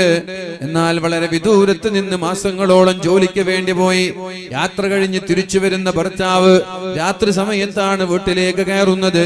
സ്വാഭാവികമായി 2-3 മാസമൊക്കെ ഭാര്യയിൽ നിന്നകന്നു നിൽക്കുന്ന ഒരു ഭർത്താവ് വീട്ടിലേക്ക് എത്തുമ്പോൾ ആഗ്രഹിക്കുന്നത് നല്ല മനോഹരമായ സ്വാദിഷ്ടമായ ഭക്ഷണം, എന്നിട്ട് രാത്രി ഭാര്യയുടെ കൂടെ കിടപ്പറ ചെലവഴിക്കണമെന്നാണ് ആഗ്രഹിക്കുക. എന്നാൽ ദൗർഭാഗ്യവശാൽ അന്ന് ആ വീട്ടിലൊരു മരണം നടന്നുപോയിട്ടുണ്ട്. ആ വീട്ടിൽ ഉമ്മു സുലൈം എന്ന് പറയുന്ന ഈ പെണ്ണിന്റെ കുഞ്ഞ് മരിച്ചുപോയിട്ടുണ്ട്. അങ്ങനെ ആ ദിവസമാണ് വളരെ വിദൂരമായ സ്ഥലത്തു നിന്ന് തന്റെ ഭർത്താവ് യാത്ര ചെയ്തു വരുന്നത്. ഭർത്താവിനറിയില്ല കുഞ്ഞ് മരിച്ചത്. രാത്രി സമയം വീട്ടിലേക്ക് കയറി വന്നപ്പോ മഹദിയായ ഉമ്മു സുലൈം എന്നവരോട് ചോദിച്ചു, മക്കളൊക്കെ എന്ത് ചെയ്യുന്നു എന്ന്. മഹദി പറഞ്ഞു, മുമ്പത്തേതിനേക്കാളും വളരെ സമാധാനത്തോടെ, വളരെ സന്തോഷത്തോടെ മക്കളൊക്കെ കിടന്നുറങ്ങുന്നുണ്ട് എന്ന് പറഞ്ഞു. രാത്രിയായത് കാരണത്താൽ നേരം വളരെ വൈകിയതിനാൽ അദ്ദേഹം വീട്ടിലേക്ക് വന്ന് കുളിച്ച് വൃത്തിയായി ഭക്ഷണം കഴിച്ച് ഭാര്യയുടെ കൂടെ കിടപ്പറ പങ്കിട്ടതിന് ശേഷം ഭാര്യ ചോദിക്കുന്നൊരു ചോദ്യമുണ്ട്. അല്ലാഹു തആല നമ്മൾക്കൊരു കുഞ്ഞിനെ കടമായിട്ടല്ലേ അല്ലാഹു തന്നത്? വായ്പയായിട്ടല്ലേ അല്ലാഹു നമ്മൾക്ക് നമ്മുടെ മക്കളെ തന്നത്? അതേ എന്ന് പറഞ്ഞു മഹാനായ ത്വൽഹ റളിയല്ലാഹു അൻഹു. എന്നിട്ട് ആ മഹദി ചോദിക്കുകയാണ്, അയൽവാസികൾ നമ്മൾക്കൊരു വസ്തു വായ്പ തന്നാൽ, കൈക്കോട്ടോ പിക്കാക്സോ വട്ടിയോ ഏതെങ്കിലും ഒന്ന് നമ്മുടെ അയൽവാസികൾ നമ്മൾക്ക് കടം തന്നാൽ അവരത് തിരിച്ചു ചോദിക്കുമ്പോൾ കൊടുക്കേണ്ടയോ? അപ്പോഴാണ് അബൂ ത്വൽഹ റളിയല്ലാഹു അൻഹു പറയുന്നത്, ചോദിക്കുമ്പോൾ തിരിച്ചു കൊടുക്കണം. ഒരാൾ തിരിച്ചു കൊടുത്തില്ലെങ്കിൽ അയാൾ അക്രമിയാണ് എന്ന് അബൂ ത്വൽഹ റളിയല്ലാഹു അൻഹു പറഞ്ഞപ്പോഴാണ് ഉമ്മു സുലൈം എന്ന് പറയുന്ന ഈ വനിത പറയുന്നത്, എന്നാൽ അല്ലാഹു തആല നമ്മൾക്ക് തന്ന കുഞ്ഞിനെ അല്ലാഹു തിരിച്ചു കൊണ്ടുപോയിട്ടുണ്ട്. ആ കുഞ്ഞിനെ ഞാൻ മറമാടിയിട്ടുണ്ട്. നോക്കൂ നിങ്ങൾ, ഒരു കുഞ്ഞ് മരിച്ചാൽ ഏത് മാതാവിനാണ് പിടിച്ചു നിൽക്കാൻ കഴിയുക? ഉപ്പമാരൊരു പക്ഷേ പിടിച്ചു നിന്നു എന്ന് വരാം. ഉപ്പമാരൊരു പക്ഷേ കണ്ണുനീർ തുള്ളികൾ പുറത്തു കാണിക്കാതെ എല്ലാം മനസ്സിന്റെ കത്തളങ്ങളിൽ ഒളിപ്പിച്ചു വെച്ചുകൊണ്ട് വേദനകളെല്ലാം കടിച്ചമർത്തി ആരോടും അറിയിക്കാതെ, പരിഭവം പറയാതെ, പരാതി പറയാതെ എല്ലാ വിഷമങ്ങളിലും ഉള്ളിലൊതുക്കി പിടിച്ചു നിന്നേക്കാം. എന്നാൽ ഉമ്മമാരവരറിയാതെ പൊട്ടിത്തെറിച്ചു പോകും. പ്രിയപ്പെട്ടവരെ, അവരുടെ കരച്ചിൽ അവർ നിർത്തൂല. അവരുടെ വിഷമങ്ങളും പരാതിയും പരിഭവങ്ങളും പറഞ്ഞ്, ആവലാദികളും വേവലാദികളും പറഞ്ഞ് വരുന്ന ആളുകളോടൊക്കെ വിഷമിച്ചിട്ട് തട്ടഹസിച്ച് കരയും നമ്മുടെ ഉമ്മമാർ. എന്നാൽ ഇവിടെ എന്താ സംഭവിച്ചതെന്നറിയോ? വളരെ വിദൂരത്ത് നിന്ന് വരുന്ന ഭർത്താവ് സ്വാഭാവികമായി ഭക്ഷണം കഴിക്കണമെന്ന് ആഗ്രഹിക്കൂലേ? അതുകൊണ്ട് തന്റെ മകൻ മരിച്ച എല്ലാ വിഷമവും കടിച്ചുറക്കിക്കൊണ്ട് ഒരു ഉമ്മ ഭക്ഷണം ഉണ്ടാക്കുകയാണ്. സ്വാദിഷ്ടമായ ഭക്ഷണം, വളരെ മനോഹരമായി മണിയറ ഒരുക്കുകയാണ്. എന്നിട്ട് ഭർത്താവിന്റെ കൂടെ കിടപ്പറ പങ്കിട്ടതിന് ശേഷം, അഥവാ വീട്ടിലേക്ക് വന്ന ഭർത്താവ് ആഗ്രഹിക്കുന്ന ഭക്ഷണം കിട്ടി, വീട്ടിലേക്ക് വന്ന ഭർത്താവ് ആഗ്രഹിക്കുന്ന കിടപ്പറയും കിട്ടി. എന്നിട്ട് എല്ലാ സന്തോഷവും കഴിഞ്ഞതിന് ശേഷമാണ് പറയുന്നത്, നമ്മുടെ മകൻ മകനെ അള്ളാഹു തിരിച്ചു കൊണ്ടുപോയിട്ടുണ്ട് എന്ന്.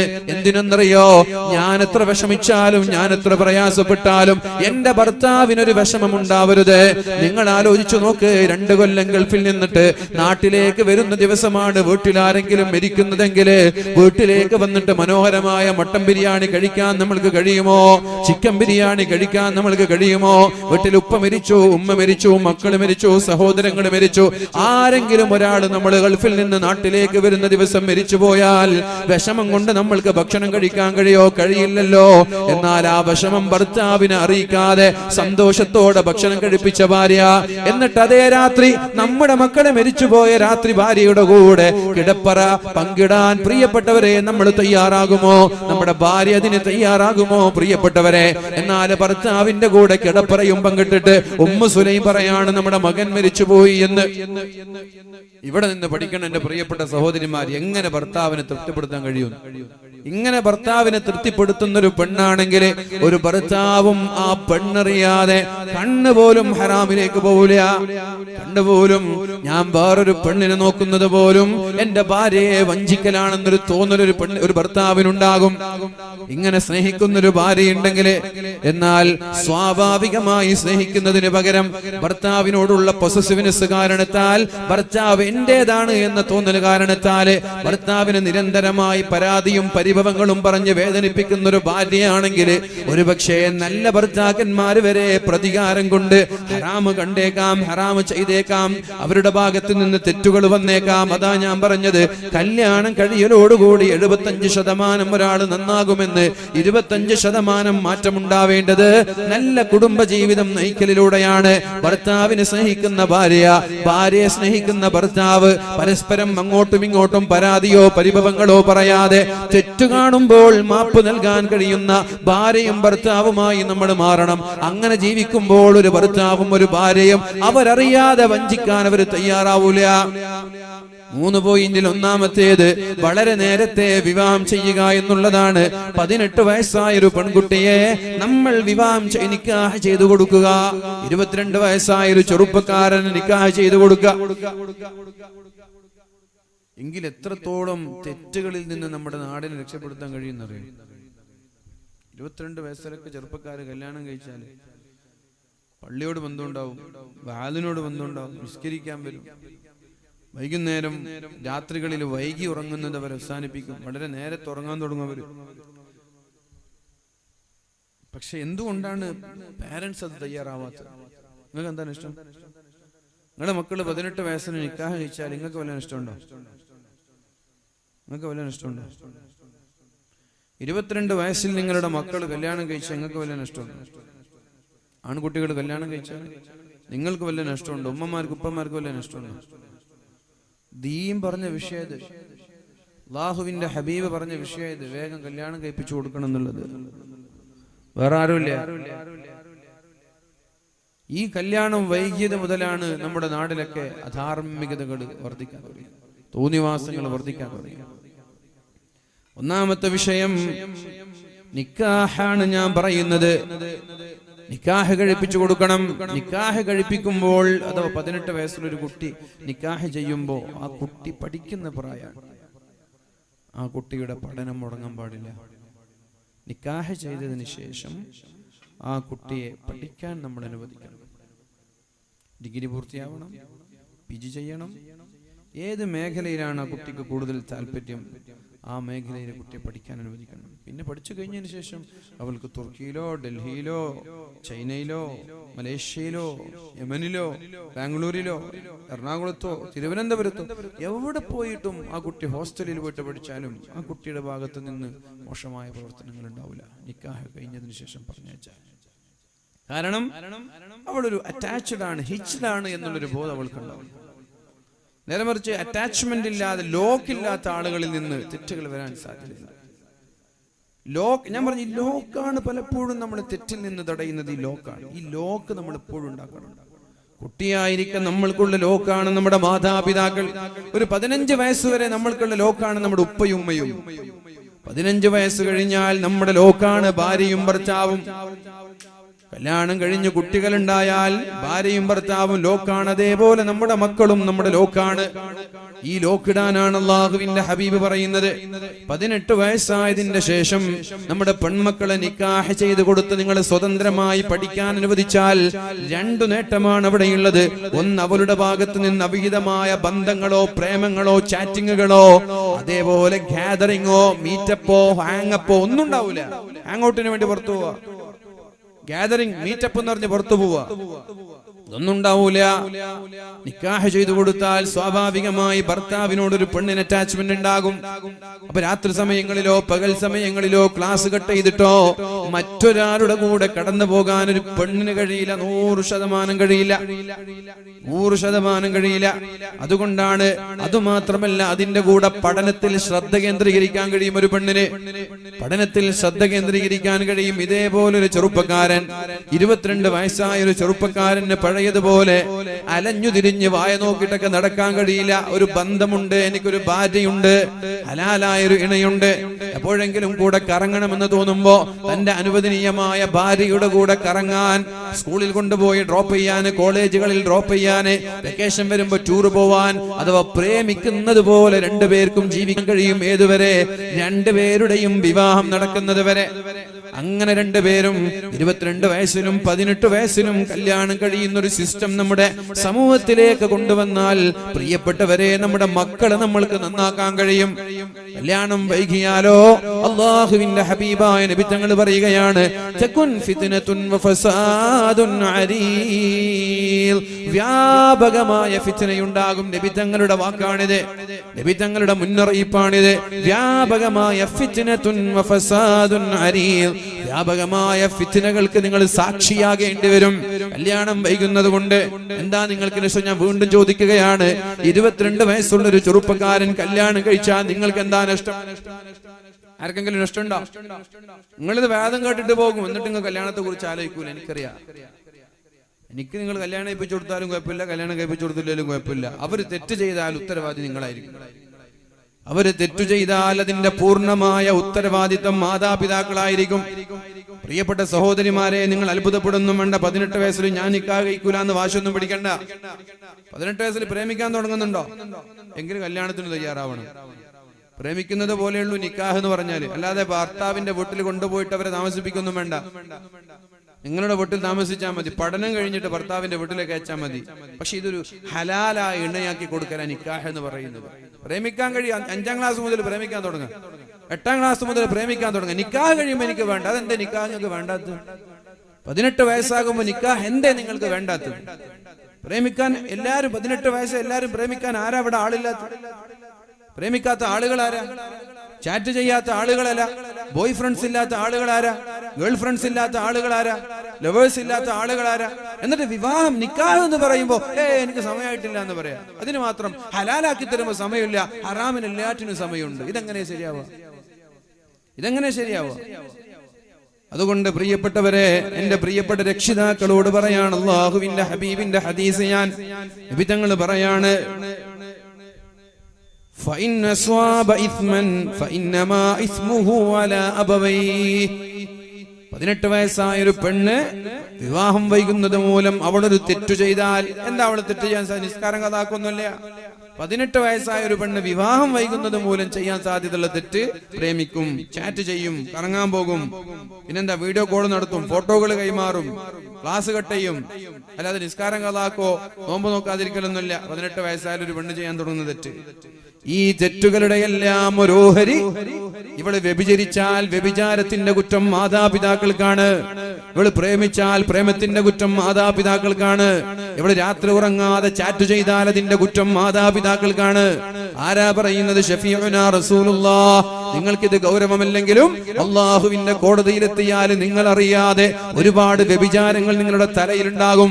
നിങ്ങളുടെ മക്കള് ആൺകുട്ടികൾ ചെയ്യുന്ന തെറ്റ്. 22 വയസ്സായ ഒരു ചെറുപ്പക്കാരൻ കല്യാണം കഴിയാത്തത് മൂലം അവനിലുണ്ടാകുന്ന തെറ്റ്, അവന്റെ കണ്ണിലൂടെ വരുന്ന തെറ്റ്, അവന്റെ ലൈംഗിക അവയവങ്ങളിലൂടെ വരുന്ന തെറ്റിന്റെ പൂർണ്ണമായ ഉത്തരവാദിത്വം അവന് വിവാഹം ചെയ്തു കൊടുക്കാത്ത മാതാപിതാക്കളുടെ തലയിലുണ്ടാകുമെന്ന് പരിശുദ്ധ റസൂലുള്ളാഹി സ്വല്ലല്ലാഹു അലൈഹി വസല്ലം. അതുകൊണ്ട് പ്രിയപ്പെട്ടവരെ, ഞാൻ പറയുകയാണ്, പറയുകയാണ്, ആവർത്തിച്ച് പറയുകയാണ്, അവരുടെ നിക്കാഹ് നിർബന്ധമായിട്ടും 18 വയസ്സിന് നിക്കാഹ് നടക്കണം പെണ്ണിന്, 22 വയസ്സാകുമ്പോ ആണിനും നിക്കാഹ് നടക്കണം. എന്നിട്ട് രണ്ടുപേരെയും സ്വതന്ത്രമായി പഠിക്കാൻ അനുവദിക്കണം. അവരുടെ പഠനത്തിൽ ശ്രദ്ധ കേന്ദ്രീകരിച്ചവർ മുന്നോട്ട് പോകട്ടെ. പഠനമെല്ലാം കഴിഞ്ഞതിന് ശേഷം രണ്ടുപേരുടെയും വിവാഹ ജീവിതം തുടങ്ങിക്കോട്ടെ. രണ്ടുപേരുടെയും വിവാഹ ജീവിതം തുടങ്ങിക്കോട്ടെ. കല്യാണത്തിന്റെ പേരിൽ വിവാഹത്തിന്റെ നിക്കാഹിന്റെ പേരിൽ പഠനം മുടങ്ങാൻ പാടില്ല. അതേപോലെ പഠനം എന്ന് പറഞ്ഞിട്ട് നിക്കാഹും മുടങ്ങാൻ പാടില്ല. പഠനം എന്ന് പറഞ്ഞിട്ട് നിക്കാഹ് മുടങ്ങാൻ പാടില്ല. എന്റെ കുട്ടി പഠിക്കാണ്, പഠിച്ചു കഴിയട്ടെ, അങ്ങനെയില്ല. എന്റെ നിക്കാഹ് കഴിഞ്ഞാൽ പഠിക്കാൻ പറ്റൂല.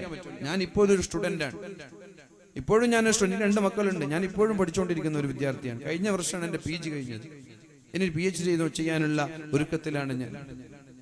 അപ്പൊ നമ്മള് പഠിക്കാനൊരു പ്രായമില്ല, പഠിക്കാൻ ഒരാൾക്കും പ്രായമില്ല. നിക്കാഹ് കഴിഞ്ഞാൽ എന്താ, പഠിച്ചാൽ എന്താ കുഴപ്പം?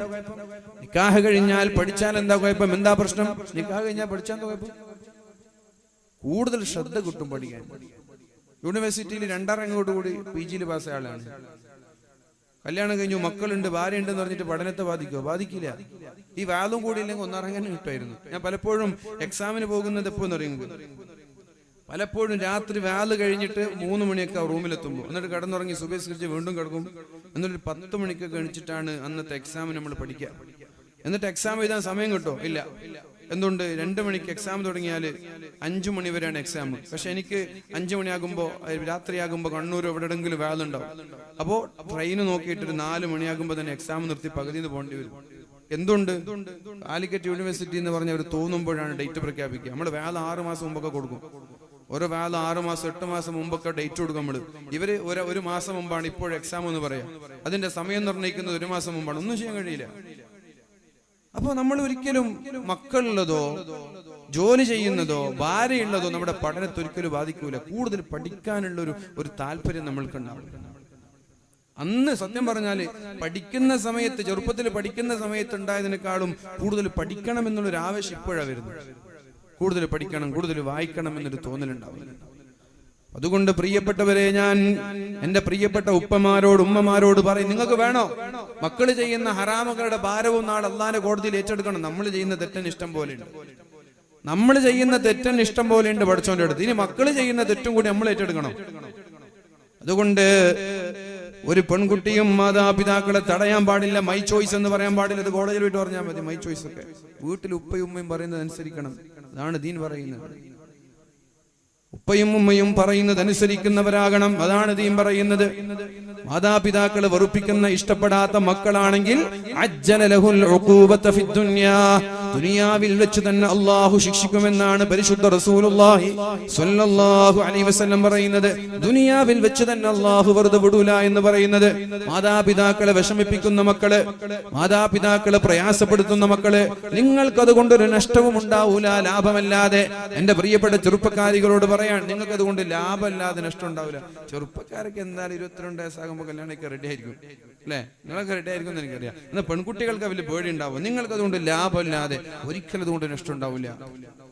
നിങ്ങൾ അതുകൊണ്ട് വളരുകയല്ലാതെ അതുകൊണ്ട് നിങ്ങൾക്ക് ഒരിക്കലും തളർച്ച ഉണ്ടാവില്ല.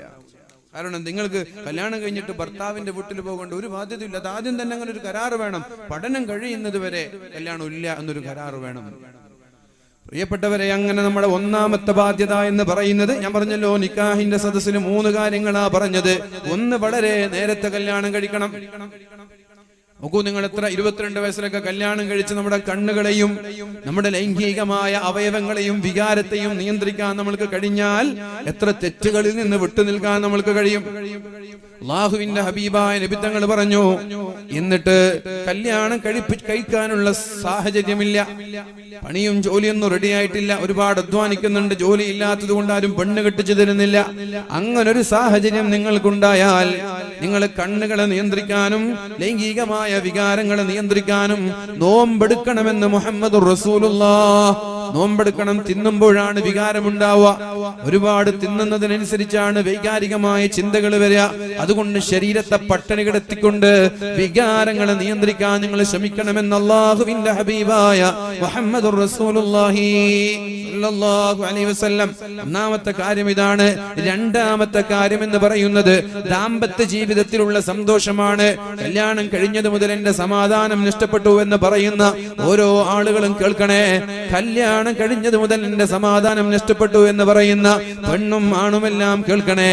എന്തുകൊണ്ടാണ് സമാധാനം നഷ്ടപ്പെടുന്നതെന്നറിയോ?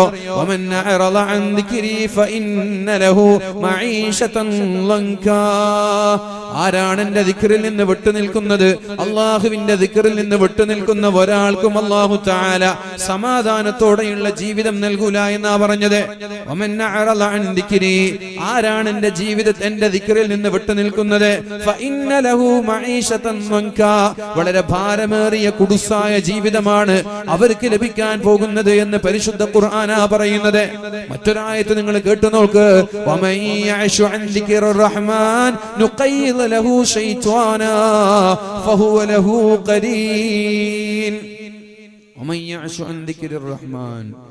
അല്ലാഹുവിന്റെ ദിക്റിൽ നിന്ന് വിട്ടുനിൽക്കുന്ന ആളുകള്, അല്ലാഹുവിന്റെ ദിക്റിൽ നിന്ന് മാറി നിൽക്കുന്ന ആളുകൾ, അയാൾക്കൊരു ഞാൻ പിശാചിനെ ഏൽപ്പിക്കും. അയാളുടെ അടുത്തേക്ക് ഞാനൊരു പിശാചിനേക്കും. പിന്നെ പിശാചായിരിക്കും അയാളുടെ കൂട്ടുകാരനെന്ന് മുഹമ്മദുർ റസൂലുള്ളാഹി സ്വല്ലല്ലാഹു അലൈഹി വസല്ലം പരിശുദ്ധ ഖുർആനിലൂടെ പഠിപ്പിക്കാൻ. അപ്പൊ സമാധാനം നഷ്ടപ്പെടാനുള്ള കാരണം എന്താ? പിശാച് ജീവിതത്തിൽ കയറുന്നു എന്നുള്ളതാണ്. അല്ലാഹുവിന്റെ ഹബീബായ നബി തങ്ങൾ പറഞ്ഞു, എല്ലാ ദിവസവും ഓരോ ഇബ്ലീസ് എല്ലാ ദിവസവും കുട്ടിപ്പിശാചുകളെ വിളിക്കും. എല്ലാ ദിവസവും കുട്ടിപ്പിശാചുകളെ വിളിക്കും. ഓരോ ആളുകൾക്ക് ഓരോ ഡ്യൂട്ടി കൊടുത്തിട്ടുണ്ട്. മനുഷ്യന്മാരെ വഴിപിഴപ്പിക്കുക എന്നുള്ള ഡ്യൂട്ടി അത് ഇപ്പൊ ഏറ്റെടുത്തതല്ല. മഹാനായ ആദം നബി അലൈഹിസ്സലാമിനെ സ്വർഗത്തിൽ നിന്ന് ആദം നബി അലൈഹിസ്സലാമിന്റെ മുമ്പിൽ സുജൂദ് ചെയ്യാൻ പറഞ്ഞപ്പോ സുജൂദ് ചെയ്യാതെ വിട്ടുനിന്നപ്പോ അല്ലാഹു തആല സ്വർഗത്തിൽ നിന്ന് പുറത്താക്കുമ്പോ അല്ലാഹുവിനോട് ആവശ്യപ്പെട്ടതാണ്, അല്ലാഹുവേ എന്നെ നീ ഖിയാമത്ത് നാൾ വരെ ജീവിപ്പിക്കണമെന്ന്. അപ്പോഴാണ് അല്ലാഹു പറഞ്ഞത്, ഇന്നക തീർച്ചയായിട്ടും നീ ഖിയാമത്ത് നാൾ വരെ ജീവിക്കുമെന്ന്. അപ്പോഴാണ് പിശാച് പറയുന്നത്, ثُمَّ لَآتِيَنَّهُمْ مِنْ بَيْنِ أَيْدِيهِمْ وَمِنْ خَلْفِهِمْ وَعَنْ أَيْمَانِهِمْ وَعَنْ شَمَائِلِهِمْ وَمِنْ فَوْقِهِمْ وَلَا تَجِدُ أَكْثَرَهُمْ شَاكِرِينَ. അല്ലാഹുവേ മനുഷ്യന്മാരുടെ മുൻഭാഗത്തുകൂടെ പിൻഭാഗത്തുകൂടെ ഇടതുഭാഗത്തുകൂടെ വലതുഭാഗത്തുകൂടെ അവനെ ഇങ്ങനെ ഞാൻ പൊതിഞ്ഞുകൊണ്ടേയിരിക്കും റബ്ബേ, ഒരു മനുഷ്യനെയും നന്നാവാൻ ഞാൻ അനുവദിക്കൂല എന്ന് പറഞ്ഞപ്പോഴാണ് അല്ലാഹു പറയുന്നത്, ആരൊക്കെയാണോ നിന്നെ വഴിപ്പെടുന്നത്, നിന്നെയും നിന്റെ കൂടെ വഴിപ്പെടുന്ന ആളുകളെയും നരകത്തിലിട്ട് ഞാൻ നിറക്കുമെന്ന് അല്ലാഹു പറയുന്നുണ്ട്. എന്നിട്ട് അല്ലാഹു പറയാണ് ആദം നബി അലൈഹിസ്സലാമിനെ വിളിച്ചിട്ട്, ആദമേ പിശാച് നിങ്ങളുടെ ശത്രുവാണ്, അദുവ്വും മുബീൻ, വളരെ വ്യക്തമായ ശത്രുവാണ് പിശാച്. അതുകൊണ്ട് പിശാചിനെ സൂക്ഷിക്കണേ എന്ന് ആദം നബിയോട് പറയുന്നുണ്ട്. അപ്പൊ പ്രിയപ്പെട്ടവരെ, പിശാച് ലോകത്തിന്റെ തുടക്കം മുതൽ മനുഷ്യ സൃഷ്ടിയുടെ തുടക്കം മുതൽ എങ്ങനെയെങ്കിലും മനുഷ്യനെ വഴിപിഴപ്പിക്കാൻ വേണ്ടി കഠിന പ്രയത്നം ചെയ്തുകൊണ്ടിരിക്കുന്ന ഒരു വിഭാഗമാണ് ഇബ്ലീസും പിശാചും എന്ന് പറയുന്നത്. അങ്ങനെ ഇബ്ലീസ് തന്റെ കുട്ടി പിശാചുക്കളെ മനുഷ്യരെ വഴിപിഴപ്പിക്കാൻ വേണ്ടി നിരന്തരമായി പറഞ്ഞേക്കുമ്പോ ഓരോ ദിവസവും ഓരോ ആളുകള് എന്തു ചെയ്തു എന്നിട്ട് എന്ന് രാത്രി സമയമാകുമ്പോ ഓരോ പിശാചുക്കളെയും വിളിച്ച് ഇബ്ലീസ് ചോദ്യം ചെയ്യുന്ന ഒരു സമയമുണ്ട്. ആ സമയത്ത് ഇബ്ലീസിനോട് ആളുകൾ പറയുന്നത്, നിസ്കരിക്കാൻ പോകുന്ന ഒരാളെ നിസ്കാരത്തിൽ നിന്ന് തടയാൻ എനിക്ക് കഴിഞ്ഞു എന്ന്. അടുത്ത ആള് വന്ന് പറയുന്നത്, നോമ്പ് നോക്കാൻ ശ്രമിച്ച ഒരാളെ നോമ്പിൽ നിന്ന് തടയാൻ എനിക്ക് കഴിഞ്ഞു എന്ന്. വേറെ ഒരാള് പറയുന്നത്, സ്വതക്ക ചെയ്യാൻ വിചാരിച്ച ഒരാളെ സ്വതക്കയിൽ നിന്ന് തടയാൻ എനിക്ക് കഴിഞ്ഞു എന്ന്. വേറെ ഒരാള് പറയുന്നത്, ഒരാളെ ഞാൻ വ്യഭിചരിപ്പിച്ചു എന്ന്. എന്നാൽ അവസാനമായി കടന്നു വരുന്ന ഒരു കുട്ടിപ്പിശാച്ച് ഇബ്ലീസിനോട് പറയുന്നൊരു വാക്കുണ്ട് പ്രിയപ്പെട്ടവരെ. എന്താണ് ആ വാക്ക് എന്നറിയോ? ഇബ്ലീസിന് വല്ലാത്ത സന്തോഷം നൽകിയ വാക്കാണത്. ഇബ്ലീസ് അയാളുടെ പുറത്തു തട്ടി സാബാഷ് എന്ന് പറഞ്ഞിട്ട്, വെൽഡൻ എന്ന് പറഞ്ഞിട്ട്, നീയാണ് എന്റെ കുട്ടി എന്ന് പറഞ്ഞിട്ട് ഇബ്ലീസ് അഭിനന്ദിക്കുന്നുണ്ട് അയാളെ. എന്താണ് അയാൾ പറഞ്ഞതെന്നറിയോ? ഇബ്ലീസിനോട് അയാൾ ഇങ്ങനെ രംഗം പറയാണ്.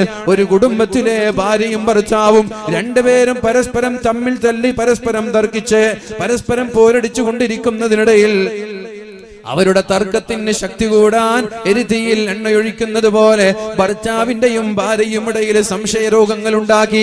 രണ്ടുപേരുടെയും ഇടയിൽ ഞാൻ അങ്ങോട്ട് കയറിക്കൂടിയിട്ട് അവരുടെ ദേഷ്യം മൂർച്ഛിപ്പിച്ചിട്ട് ഭാര്യ ഒന്ന് ഭർത്താവിന് കൊടുത്തു, ഭർത്താവ് ഒന്ന് ഭാര്യയ്ക്ക് കൊടുത്തു. എന്നിട്ട് രണ്ടുപേരും പിണങ്ങി തൊലാഖിന്റെ റിവേഴ്സിന്റെ വഴിയിലേക്ക് വക്കിലേക്ക് എത്തുന്നത് വരെ അവരുടെ പിന്നിൽ ഞാൻ പ്രവർത്തിച്ചു എന്ന് പറയുമ്പോഴാണ് ഇബ്ലീസ് തന്റെ കുട്ടിപ്പിശാച്ചിനോട് പറയുന്നത്, നീയാണടാ എന്റെ കുട്ടി. നിസ്കാരത്തെ മുടക്കുന്നവനെയല്ല എനിക്ക് വേണ്ടത്, നോമ്പിനെ മുടക്കുന്നവനെയല്ല എനിക്ക് വേണ്ടത്, ഹജ്ജിനെ മുടക്കുന്നവനെയല്ല എനിക്ക് വേണ്ടത്. എനിക്ക് വേണ്ടത് ദാമ്പത്യ ജീവിതത്തെ മുടക്കുന്ന, ഭാര്യയും ഭർത്താവിനെയും പിണക്കുന്ന, ഒരു കുടുംബത്തിലുള്ള സമാധാനത്തെ തകർക്കുന്ന നിന്നെ പോലെയുള്ള ആളുകളെയാണ്. എന്തുകൊണ്ട്? അങ്ങനെ ഒരു ബന്ധം തകരുമ്പോഴാണ് അവിടുത്തെ ലോക്ക് തകരുന്നത്. ലോക്ക് പൊട്ടിപ്പോകുമ്പോഴാണ് മനുഷ്യൻ അധാർമികതയിലേക്ക് പോകുന്നത്. ആണായാലും പെണ്ണിനോടുള്ള പ്രതികാരം കൊണ്ട്, പെണ്ണായാലും ആണിനോടുള്ള പ്രതികാരം കൊണ്ട് ഈ ഒരു സ്നേഹത്തിന്റെ ലോക്ക് പൊട്ടിത്തകരുമ്പോ, സ്നേഹത്തിന്റെ ചങ്ങലകൾ പൊട്ടിത്തകരുമ്പോ സ്വാഭാവികമായി രണ്ടുപേരും തെറ്റിലേക്ക് കടന്നു പോകും. അവരുടെ മക്കളും തെറ്റിന്റെ വക്കിലേക്ക് എത്താൻ സാധ്യതയുണ്ട്. അധാർമികതകൾ പെരുകാനുള്ള സാധ്യതയുള്ളത് കൊണ്ട് നീയാണടാ എന്റെ മോന് എന്ന് പറഞ്ഞിട്ട് ഇബ്ലീസ് തന്നെ കുട്ടിപ്പിശാച്ചിനെ ആദരിക്കുമെന്ന് മുഹമ്മദുർ റസൂലുള്ളാഹ് ഏതെങ്കിലും ദഈഫായ ഗ്രന്ഥത്തിൽ വന്ന ഹദീസല്ല, സ്വഹീഹൈനിൽ വന്ന ഹദീസാണ്. ബുഖാരിയിലോ മുസ്ലിമിലോ വന്ന ഹദീസാണിത്. ഏതെങ്കിലും ദഈഫായ ഹദീസല്ല, ദഈഫായ ഗ്രന്ഥത്തിൽ വന്ന ഹദീസല്ല, സ്വഹീഹ് മുസ്ലിമിലോ സ്വഹീഹുൽ ബുഖാരിയിലോ വന്ന ഹദീസാ. എന്താ ഒരു പിശാചിന്റെ പണി? കുടുംബത്തിലേക്ക് കയറും. കുടുംബത്തിലേക്ക് എങ്ങനെയാ കയറാ? ദിക്റില്ലാത്ത കുടുംബത്തിൽ പിശാച് കയറി ഇറങ്ങും. ومن أعرض عن ذكري فإن له معيشة ضنكا ومن يعش عن ذكر الرحمن نقيض له شيطانا. എന്നെ ഓർക്കാത്ത ആളുകൾക്ക് ഞാനൊരു പിശാചിനെ നിയോഗിച്ചു കൊടുക്കും. പിശാച് കയറിയാൽ സ്വാഭാവികമായിട്ട് ബന്ധം തകരും. അപ്പൊ എന്ത് വേണം? അലാ ബിദിക്രില്ലാഹി തത്മഇന്നുൽ ഖുലൂബ്. സമാധാനവും സന്തോഷമൊക്കെ നിങ്ങൾ ആഗ്രഹിക്കുന്നുവെങ്കിൽ നിങ്ങൾ എന്ത് ചെയ്യണം? അള്ളാഹുവിന്റെ ദിക്റിലൂടെ ജീവിക്കണം. ഭാര്യയും ഭർത്താവും രണ്ടുപേരും, ഒരാൾ നന്നായ പോരാ. ഒരാൾ നന്നായത് കൊണ്ട് ദാമ്പത്യ ജീവിതം സന്തോഷത്തിലാവൂല, രണ്ടാളും നന്നാണ്. ഭാര്യയ്ക്കും ദിക്റിലൂടെ ജീവിതം വേണം, ഭർത്താവിനും ദിക്റിലൂടെയുള്ള ജീവിതം വേണം. അതുകൊണ്ടാണ് അല്ലാഹുവിന്റെ ഹബീബായ നബി തങ്ങൾ പറഞ്ഞത്, റഹിമല്ലാഹു റഅൻ, അല്ലാഹു ഒരു ഭർത്താവിന് റഹ്മത്ത് ചെയ്യട്ടെ, അല്ലാഹു ഒരു ഭർത്താവിന് റഹ്മത്ത് ചെയ്യട്ടെ. ഏതാണ് ആ ഭർത്താവ്? സുബഹി ബാങ്കിന്റെ ഒരൽപ്പം മുമ്പ് എണീറ്റ് വാഷ്റൂമിൽ പോയി വുദൂ ചെയ്ത് തിരിച്ചു വന്നിട്ട് തന്റെ കയ്യിലുണ്ടായിരുന്ന വെള്ളം കൊണ്ട് ഭാര്യയുടെ മുഖത്ത് കുടഞ്ഞിട്ട് ഭാര്യ എണീപ്പിച്ച് തഹജ്ജുദ് നിസ്കരിക്കുന്ന ഭർത്താവിനെ അല്ലാഹു റഹ്മത്ത് ചെയ്യട്ടെ. അതേപോലെ ഒരു പെണ്ണിനും അല്ലാഹു റഹ്മത്ത് ചെയ്യട്ടെ. ഏതാണ് ആ പെണ്ണെന്നറിയോ? ബിസിനസ് കാരണം, ജോലി കാരണം രാത്രി ഒരുപാട് വൈകി വരുന്ന ഭർത്താവ്, ഭാര്യ നേരത്തെ കിടന്നുറങ്ങി, 9:30 മണിയാകുമ്പോ കിടന്നുറങ്ങി, ഭർത്താവ് വരുമ്പോ ഭർത്താവിനുള്ള ഭക്ഷണമൊക്കെ നേരത്തെ റെഡിയാക്കി വെച്ച് കിടന്നുറങ്ങിയിട്ട് വൈകി വരുന്ന ഭർത്താവിന് ഭക്ഷണമെല്ലാം നൽകി വീണ്ടും കിടന്നുറങ്ങിയിട്ട് സുബഹിയുടെ ഒരൽപ്പം നേരത്തെ എണീറ്റ് വാഷ്റൂമിൽ ചെന്നിട്ട് വുളൂ ചെയ്തിട്ട് അവസാനം ബാങ്ക് കൊടുക്കുന്നതിന്റെ ഒരു 10 മിനിറ്റ് മുമ്പ് തന്റെ കിടന്നുറങ്ങുന്ന, വൈകി വന്നിട്ട് കിടന്നുറങ്ങുന്ന ഭർത്താവിന്റെ മുഖത്തേക്ക് തന്റെ കയ്യിലുണ്ടായിരുന്ന വെള്ളം ഇങ്ങനെ കുടഞ്ഞിട്ട് ഭർത്താവിനെ എണീപ്പിച്ചിട്ട് രണ്ടുപേരും തഹജ്ജുദ് നിസ്കരിക്കുന്ന കുടുംബമാണെങ്കിൽ ആ കുടുംബത്തിലേക്ക് അല്ലാഹുവിന്റെ റഹ്മത്ത് ചൊരിയട്ടെ എന്ന് മുഹമ്മദുർ റസൂലുള്ളാഹ്. അപ്പൊ ഒരാൾ നിസ്കരിച്ചാൽ മതിയോ? പോരാ. ഭർത്താവ് മാത്രം എണീറ്റ് നിസ്കരിക്കാൻ, ഭാര്യ ഇങ്ങനെ കിടന്നുറങ്ങാൻ, പോതച്ച് ഏസിന്റെ ഉള്ളിൽ ഇങ്ങനെ കിടന്നുറങ്ങാം, ലൈറ്റ് പോലും കാണാൻ അനുവദിക്കാതെ. റഹ്മത്തുണ്ടാവൂല, പിശാച് കയറിക്കൂടും. പെണ്ണ് നന്നായിട്ട് നിസ്കരിക്കുക, ഭർത്താവ് ഇങ്ങനെ ട്രൗസർ ഇട്ട് കിടന്ന് ഉറങ്ങും, ഇങ്ങനെ ഏസിയെ കെട്ടുന്നല്ല പൊതച്ച് കിടന്നുറങ്ങാം. പെണ്ണ് വിളിക്കുന്നില്ല, സിമ്പതി തോന്നാണ് ഭർത്താവിനോട്. പാവം ഉറങ്ങിക്കോട്ടെ, കുറെ വൈകി വന്നതല്ലേ, ഉറങ്ങിക്കോട്ടെ, സിമ്പതി തോന്നാണ്. പിശാച് കയറും. നിങ്ങളുടെ കുടുംബ ജീവിതത്തില് കട്ടുറുമ്പായിട്ട് പിശാച്ച് വരും, കുടുംബജീവിതം തകർക്കും പിശാച്ച്. സമാധാനം വേണം നിങ്ങൾക്ക്. സമാധാനമില്ലാത്ത ജീവിതം നയിക്കണോ? സന്തോഷമില്ലാത്ത ജീവിതം നയിക്കണോ? വേണ്ട. എല്ലാവർക്കും വേണ്ടത് സമാധാനമാണ്. न दौलत से न दुनिया से न घर आबाद करने से, न दौलत से न दुनिया से न घर आबाद करने से, तसल्ली दिल को मिलती है खुदा को याद करने से. വീടുണ്ടാക്കിയത് കൊണ്ട് സമാധാനം കിട്ടൂല, സമ്പത്തുണ്ടായത് കൊണ്ടും സമാധാനം കിട്ടൂല, ദുനിയാവ് വെട്ടിപ്പിടിച്ചതുകൊണ്ടും അധികാരങ്ങൾ ഉണ്ടായതുകൊണ്ടും സമാധാനം കിട്ടൂല. പിന്നെപ്പോഴാണ്, എവിടെ നിന്നാണ് സമാധാനം കിട്ടുക? തസല്ലീ ദിൽ കോ മിൽത്തി ഹേ ഖുദാ കോ യാദ് കർനേ സേ. എപ്പോഴാണ് അള്ളാഹുവിനെ ഓർക്കാൻ തുടങ്ങുന്നത്, എപ്പോഴാണ് അള്ളാഹുവിനെ സ്മരിക്കാൻ തുടങ്ങുന്നത്, അപ്പോഴാണ് പ്രിയപ്പെട്ടവരെ കുടുംബത്തിൽ സമാധാനം ഉണ്ടാവുക. മനോഹരമായ വിശാലമായ 10,000 സ്ക്വയർ ഫീറ്റിന്റെ വീട് കൊണ്ട് സമാധാനം കിട്ടുമെന്നൊരാളും വിചാരിക്കണ്ട.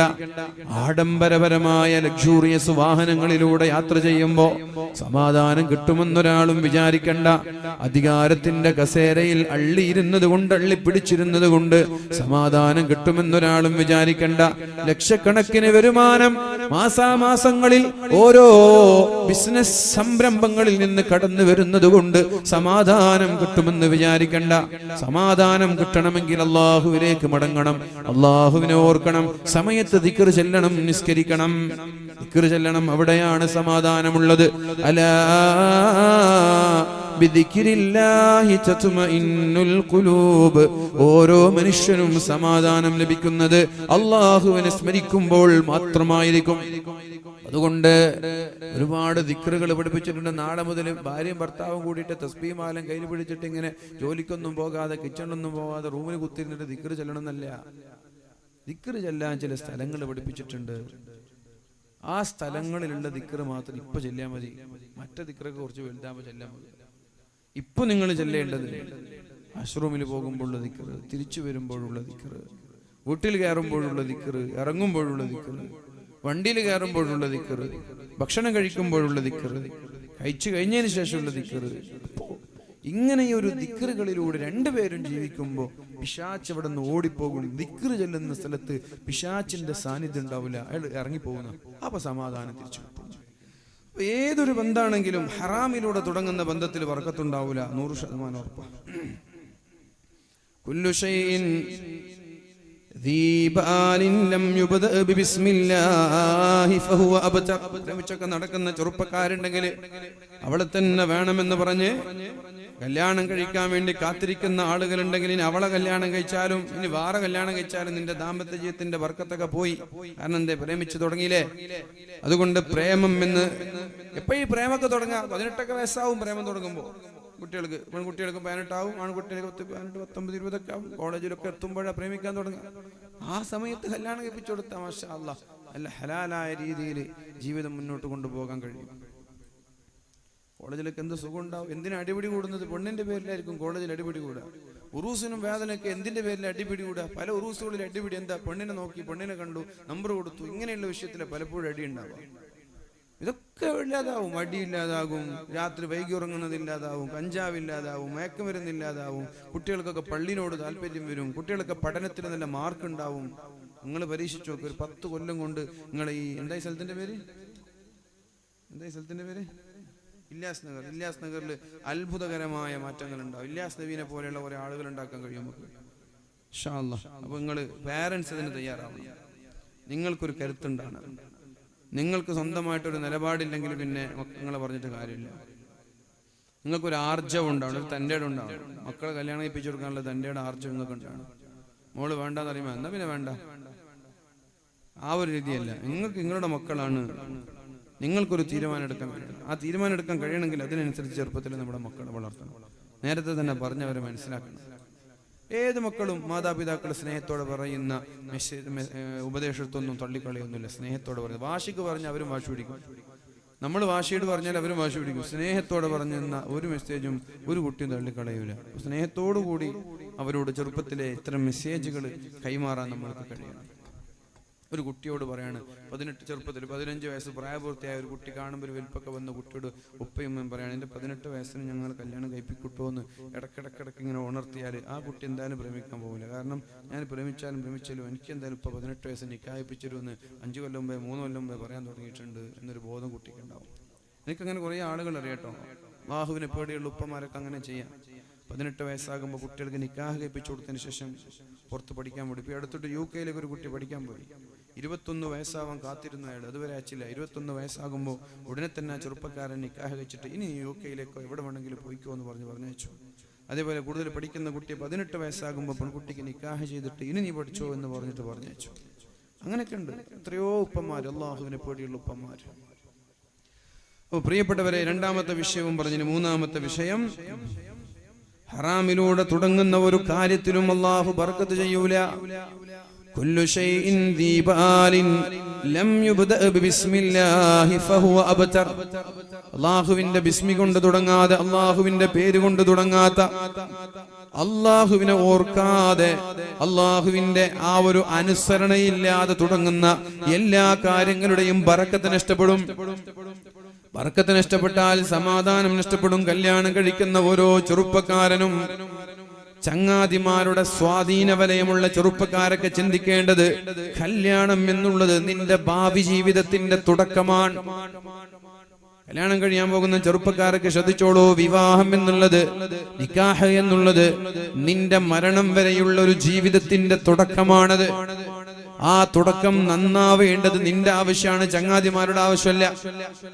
ആ തുടക്കം ബറക്കത്തുള്ള തുടക്കമാവേണ്ടത് നിന്റെ ആവശ്യമാണ്. ചങ്ങായിമാർക്ക് എന്ത്, നീയും ഭാര്യയും റൂമിൽ നല്ല ബദ്റുദ്ധം നടന്നാലും അടിപിടി കൂടി ഇയാൾക്കെന്ത്, ഇവർ പൊട്ടിച്ചിരിക്കും അപ്പുറത്തിരുന്നിട്ട്, നിങ്ങളെ കളിയാക്കും വരുമ്പോ അടിയുണ്ടോന്നൊക്കെ ചോദിച്ചിട്ട്, അല്ലാതെ ഇവർക്കെന്ത്. അതുകൊണ്ട് കല്യാണ ദിവസങ്ങളിൽ, നിക്കാഹിന്റെ ദിവസങ്ങളിൽ അനാചാരങ്ങൾ നമ്മുടെ ചങ്ങാതിമാരിൽ നിന്നുണ്ടാവാൻ ഒരാളും ഒരു കാരണവശാലും അനുവദിക്കരുത്. നിങ്ങളുടെ ജീവിതമാണ് ഫ്ലോപ്പാവുക, നിങ്ങളുടെ കുടുംബ ജീവിതമാണ് സ്പോയിലാവുക, നഷ്ടപ്പെട്ടു പോവുക. ആർക്കോ വേണ്ടി ചങ്ങാതിമാരാണ് ഹറാം ചെയ്യുന്നത്. ചങ്ങാതിമാരാണ് കുടുംബത്തിലെ ദാമ്പത്യ ജീവിതത്തിന്റെ തുടക്ക ദിവസം തന്നെ ഹറാമുകൾ കൊണ്ട് നമ്മുടെ ബന്ധത്തെ അലങ്കോലപ്പെടുത്തുന്നത്. അതുകൊണ്ട് നിക്കാഹിന്റെ ദിവസം വളരെ നല്ല ദിവസമാണ്. നിങ്ങളുടെ ഭാവി ജീവിതത്തെ തീരുമാനിക്കുന്ന, നിർണയിക്കുന്ന ഒരു ദിവസത്തില് അല്ലാഹുവിന് ഇഷ്ടമല്ലാത്ത ഒന്നും നിങ്ങളൊന്ന് ചെയ്യാൻ പാടില്ല. അല്ലാഹുവിന് ഇഷ്ടമല്ലാത്ത ഒന്നും നിങ്ങളൊന്ന് ചെയ്യാൻ പാടില്ല. വളരെ നല്ല രീതിയിൽ ഒരു പള്ളിയിൽ ഭവ്യതയോടെ, തഖ്വയോടുകൂടി, നല്ല പവിത്രമായ ചടങ്ങോടുകൂടി ഒരു നിക്കാഹ് നിങ്ങൾ ചെയ്തിട്ട് അല്ലാഹുവിന്റെ മുമ്പിൽ വെച്ച് അല്ലാഹുവിനോടുള്ള ഒരു ഉടമ്പടിയോടെ, മീസാഖൻ ഖലീല, നല്ലൊരു ഉടമ്പടിയോടുകൂടി നിങ്ങൾ ആ പെണ്ണിനെ സ്വീകരിച്ച് ആ പെണ്ണിന്റെ തലയിൽ കൈവച്ച് ദുആ ചെയ്ത്, പടച്ചോനെ ഈ പെണ്ണിന്റെ എല്ലാ നന്മയും എനിക്ക് തരണേ അല്ലാ എന്നിങ്ങനെ ദിക്ർ ചൊല്ലി, അല്ലാഹുമ്മ ഇന്നി അസ്അലുക ഖൈറഹാ വ ഖൈറ മാ ജബൽത ജുബിലത അലൈഹാ, അല്ലാഹുമ്മ ഇന്നി അസ്അലുക ഖൈറഹാ വ ഖൈറ മാ ഫീഹാ, അവളിൽ നിന്നുള്ള എല്ലാ നന്മയും എനിക്ക് തരണേ പടച്ചോനെ, വ അഊദു ബിക മിൻ ശർരിഹാ വ ശർരി മാ ഫീഹാ, അവളിൽ വല്ല ശർറും മറഞ്ഞിരിക്കുന്നുവെങ്കിൽ ആ ശർറിൽ നിന്ന് എന്നെയും അവളെയും കാക്കണേ എന്ന് ആണ് പെണ്ണിന്റെ തലയിൽ കൈവച്ച് പെണ്ണ് ആണിനോടും ഇതേപോലെ ആണിനെ കാണുന്ന സമയത്തും അല്ലാഹുവിനോട് ദുആ ചെയ്തിട്ട് നല്ല രീതിയിൽ തുടങ്ങുന്ന ബന്ധമാണെങ്കിൽ ഇൻഷാ അല്ലാഹ് അല്ലാഹുവിന്റെ സഹായം ഉണ്ടാകും. അതല്ലാതെ നിങ്ങൾ തുടങ്ങുന്നത് തന്നെ ഡാൻസും കളിച്ച് പാട്ടും വെച്ച് ഹറാമായ കാര്യങ്ങളൊക്കെ ചെയ്തിട്ട്, കോമാളിത്തരങ്ങളൊക്കെ ചെയ്തിട്ട് അല്ലാഹുവിന്റെ ദീനിനൊക്കെ പറയിപ്പിക്കുന്ന രീതിയിൽ അനാവശ്യമായ ഹറാമുകൾ നിറച്ചുകൊണ്ടുള്ള ഒരു തോന്നിവാസത്തിന്റെ കല്യാണമാണെങ്കിൽ പിശാച് തുടങ്ങുന്നത് അവിടെ വെച്ചാണ്. പിശാച് നിങ്ങളെ ആക്രമിക്കാൻ തുടങ്ങുന്നത് അവിടെ വെച്ചാണ്. പിശാച് നിങ്ങളെ അറ്റാക്ക് ചെയ്യാൻ തുടങ്ങുന്നത് അവിടെ വെച്ചാണ്. രണ്ടുപേരുടെ ജീവിതത്തിലേക്കും പിശാച് കയറിക്കൂടിയിട്ട് ദിവസങ്ങൾ കഴിയുമ്പോഴും ഇത് മൂർച്ഛിച്ചു വന്ന് സമാധാനം മുഴുവനും നഷ്ടപ്പെട്ട് ഡിവോഴ്സിന്റെ വക്കിലേക്ക് വരെ എത്തുന്നത് ഇത്തരം ആഭാസകരമായ കല്യാണങ്ങളാണ്. ഒന്നോർത്തിരിക്കണം പ്രിയപ്പെട്ടവരെ, ആഭാസം നിറഞ്ഞ കല്യാണം. അതുകൊണ്ട് നമ്മളാണ് നമ്മുടെ ജീവിതം എങ്ങനെയെന്ന് തീരുമാനിക്കേണ്ടത്. ഞാൻ തുടങ്ങി വെച്ച ആയത്തൊന്നും കൂടി ഓതി ഞാൻ എന്റെ വാക്കുകൾ ഉപസംഹരിക്കുകയാണ്. പ്രിയപ്പെട്ടവരെ, അല്ലാഹു തആല പരിശുദ്ധ ഖുർആനിൽ പറയാണ്, യാ അയ്യുഹല്ലദീന ആമനൂ ഇത്തഖുല്ലാഹ്, നിങ്ങൾ അല്ലാഹുവിനെ ഭയക്കുന്നവരാകണം. വൽതൻദുർ നഫ്സും മാ ഖദ്ദമത് ലിഗദിൻ വത്തഖുല്ലാഹ്. ഇതാണ് നമ്മുടെ ജീവിതത്തിലുള്ള മോട്ടോ എന്ന് പറയുന്നത്. ഇതാണ് നമ്മുടെ ജീവിതത്തിന്റെ മോട്ടോ. വൽതൻദുർ നഫ്സും മാ ഖദ്ദമത് ലിഗദിൻ. നാളേക്ക് ഞാൻ എന്തെടുത്തു വെച്ചു എന്നതായിരിക്കണം. വേറൊന്നുമില്ല. നാളേക്ക് ഞാൻ എന്തെടുത്തു വെച്ചു. മക്കൾക്ക് എടുത്തു വെക്കാൻ അല്ലാഹു പറഞ്ഞിട്ടില്ല. മക്കൾക്ക് എടുത്തു വെക്കാൻ അല്ലാഹു പറഞ്ഞിട്ടില്ല. പ്രിയപ്പെട്ടവരെ, നിങ്ങൾക്കാണ് നിങ്ങൾ എടുത്തു വെക്കേണ്ടത്. ഞാൻ ചോദിക്കട്ടെ, ഇവിടെ ഇരിക്കുന്ന നിങ്ങൾ ഒരുപാട് ആളുകൾ ഇവിടെയുണ്ട്. നിങ്ങളോട് ഞാൻ ചോദിക്കുകയാണ്, മരണപ്പെട്ട നിങ്ങളുടെ ഉപ്പയുടെ പേരിൽ 1 ലക്ഷം രൂപ ഇന്ന സ്ഥലത്ത് ഒരു പള്ളി നിർമ്മിക്കുന്നുണ്ട്, കൊടുക്കാൻ നിങ്ങൾ തയ്യാറാണോ എന്ന് ചോദിച്ചാൽ ഇങ്ങനെ കൈമലർത്തു. പൈസക്ക് അക്കൗണ്ടിൽ ഇഷ്ടം പോലെ ഉണ്ടാവും, കൊടുക്കാൻ തയ്യാറല്ല. നിങ്ങളുടെ ഉപ്പ നിങ്ങൾക്ക് ബാക്കി വെച്ച പൈസയാണ്.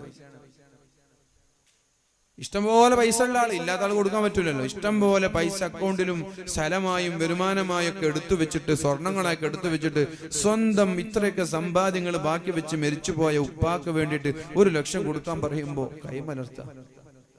2 ദിവസം മുമ്പ് 2-3 ദിവസം മുമ്പ് പേരാമ്പ്ര ഭാഗത്തൊരു വാല് പറഞ്ഞ്, മാതാപിതാക്കളുമായി ബന്ധമുള്ളൊരു വാല്. ആ വാല് കഴിഞ്ഞ് ഞാനിങ്ങനെ സ്റ്റേജിലിരിക്കുമ്പോ ഒരു വയസ്സായൊരു മനുഷ്യൻ വന്നിട്ട് കെട്ടിപ്പിടിച്ചു കരയാൻ തുടങ്ങി. അതെ, എനിക്ക് എന്റെ ഉപ്പാക്ക് കൊടുക്കാനൊന്നും ഇല്ലാഞ്ഞിട്ടാണ്, ഉപ്പാക്ക് കൊടുക്കാനൊന്നും ഇല്ലാഞ്ഞിട്ടാണ്, കൊടുക്കാൻ ആഗ്രഹമുണ്ട്, ഭയങ്കര വിഷമമുണ്ട്, കാര്യം നിർത്തുന്നില്ല, കെട്ടിപ്പിടിച്ചിട്ട് കരയാണ്. വാല് കഴിഞ്ഞ് വണ്ടിയിൽ എത്തുന്നത് വരെ അയാൾ കരഞ്ഞു. സ്റ്റേജിൽ നിന്നിറങ്ങി വണ്ടിയിൽ കയറുന്നത് വരെ, വണ്ടിയിൽ കയറിയതിനു ശേഷം വീണ്ടും വന്നു. എന്നിട്ട് മിറർ താത്തി, വിൻഡോ താത്തി, വീണ്ടും അയാൾ പറഞ്ഞു, സാറേ വിഷമമുണ്ട്, കൊടുക്കാൻ എനിക്ക് കഴിയുന്നില്ല. എന്നാല് പൈസ ഇങ്ങനെ അട്ടിയട്ടി വെച്ച് ആർഭാട ജീവിതം നയിക്കുന്ന ആൾക്കാര് ഒന്ന് ഉപ്പാക്ക് ഒരു 10,000 ലക്ഷം കൊടുക്കുക എന്ന് പറഞ്ഞാൽ അവർ കൈമലർത്തും. ഇവർക്കൊക്കെ ഈ സമ്പാദ്യങ്ങളൊക്കെ ഉണ്ടാക്കി കൊടുത്തത് സ്വന്തം ഉപ്പയാ, സ്വന്തം പിതാവാണ്. അതുകൊണ്ടാണ് ഇവിടെ ഇരിക്കുന്ന നിങ്ങളോടൊക്കെ എനിക്ക് പറയാനുള്ളത്, മക്കൾക്ക് വേണ്ടിയല്ല നിങ്ങൾ എടുത്തു വെക്കേണ്ടത്. എന്റെ മക്കൾക്ക് വേണ്ടി അവിടെ സ്ഥലം വാങ്ങി വെക്ക, ഇവിടെ ബിൽഡിംഗ് വാങ്ങി വെക്ക അല്ല, നിങ്ങൾക്ക് വേണ്ടി നിങ്ങൾ എടുത്തു വെക്ക്. ഞാൻ മരിച്ച് കബറിൽ കിടക്കുമ്പോ എന്റെ കബറിടത്തിലേക്ക് വരണം, നിങ്ങൾക്ക് വേണ്ടി നിങ്ങൾ എടുത്തു വെക്ക്. മക്കൾക്ക് വേണ്ടി എടുത്തു വെച്ചതൊക്കെ മക്കൾ ഇവിടെ അടിപിടി കൂടാനും മക്കൾ അടിച്ചു പൊളിക്കാനും ഉപയോഗിക്കും. നിങ്ങൾ നാളെ മരിച്ച് കബറിൽ കിടക്കുമ്പോ ഒന്ന് സ്വതക ചെയ്യാൻ പറഞ്ഞ അവരുടെ കല്ല് പോലെയുള്ള പാറ പോലെയുള്ള മനസ്സുകളൊന്ന് അലിഞ്ഞു പോകുമെന്ന് നിങ്ങൾ വിചാരിക്കണ്ട. ഖബറിൽ കിടന്ന മുൻകർ നക്കീറിന്റെ ചോദ്യം കൊണ്ട് കഷ്ടപ്പെട്ടിട്ട് ജീവിതത്തിൽ ചെയ്ത തെറ്റുകൾ കാരണത്താൽ ഒന്ന് പൊറുതിമുട്ടുന്ന സമയത്ത് മക്കളുടെ ഒരു പ്രാർത്ഥന കിട്ടുമോ എന്ന് കാത്തിരുന്ന് ഖബറിൽ ഇങ്ങനെ ദാഹിക്കുമ്പോ ഒരു 10,000 രൂപ പോലും ഉപ്പാന്റെ ഖബറിടത്തിലേക്ക് കൊടുക്കാൻ ഈ മക്കൾ തയ്യാറാവൂല. അതുകൊണ്ട് നിങ്ങൾക്ക് വേണ്ടി നിങ്ങൾക്ക് വേണ്ടി എന്താണ് എടുത്തു വെച്ചത് എന്ന് ചിന്തിച്ചോളൂ എന്നാണ് അള്ളാഹു പറയുന്നത്. ആകെയുള്ളത് ഇൻസ്റ്റാഗ്രാമിൽ പോസ്റ്റ് ചെയ്ത വീഡിയോകളാണ്, ടിക്ടോക്കിൽ പോസ്റ്റ് ചെയ്ത വീഡിയോകളാണ്, നമ്മൾ വെച്ച ഫോട്ടോകളാണ്. ഇത് മാത്രമേ നാളെ ഖബറിലെത്തുമ്പോ എന്റെ ഖബറിടത്തിലേക്ക് ഒരു ശിക്ഷയായി, എന്റെ ഖബറിടത്തിലേക്ക് ഒരു അപകടമായി കടന്നു വരാനുള്ളത് ഇത് മാത്രമാണെങ്കിൽ, പ്രിയപ്പെട്ട ചെറുപ്പക്കാരാ, പ്രിയപ്പെട്ട ചെറുപ്പക്കാരികളെ, ഓരോ ആളുകൾ ഈ ഹറാമുകൾ കണ്ടുകൊണ്ടിരിക്കുമ്പോ ഖബറിൽ നിന്ന് മുൻകർ നക്കീറിന്റെ അടി ഒന്ന് കൂടുമെന്നല്ലാതെ ഈ വീഡിയോകൾ കൊണ്ടൊരു ഉപകാരം പോലും നിങ്ങൾക്കുണ്ടാവൂല. അതുകൊണ്ട് സോഷ്യൽ മീഡിയ പ്ലാറ്റ്ഫോമിലൊക്കെ നമ്മൾക്ക് ഉപകാരമുള്ള വല്ലതും നമ്മൾ പോസ്റ്റ് ചെയ്യുക. ഉപകാരമുള്ളത് പോസ്റ്റ് ചെയ്യുന്ന നല്ല ഉപകാരമാണ്. എന്തെങ്കിലും ഒരു വാദ് അല്ലെങ്കിൽ എന്തെങ്കിലും നല്ലൊരു ഉപദേശം, ഒരു ഹദീസ്, ഒരു ഖുർആൻ, ഇതൊക്കെ പോസ്റ്റ് ചെയ്താൽ ഖബറിൽ കിടക്കുമ്പോൾ ആരെങ്കിലും ഒരാൾ ഇതെടുത്ത് വായിച്ചാൽ നിങ്ങളുടെ ദറജ കൂടും.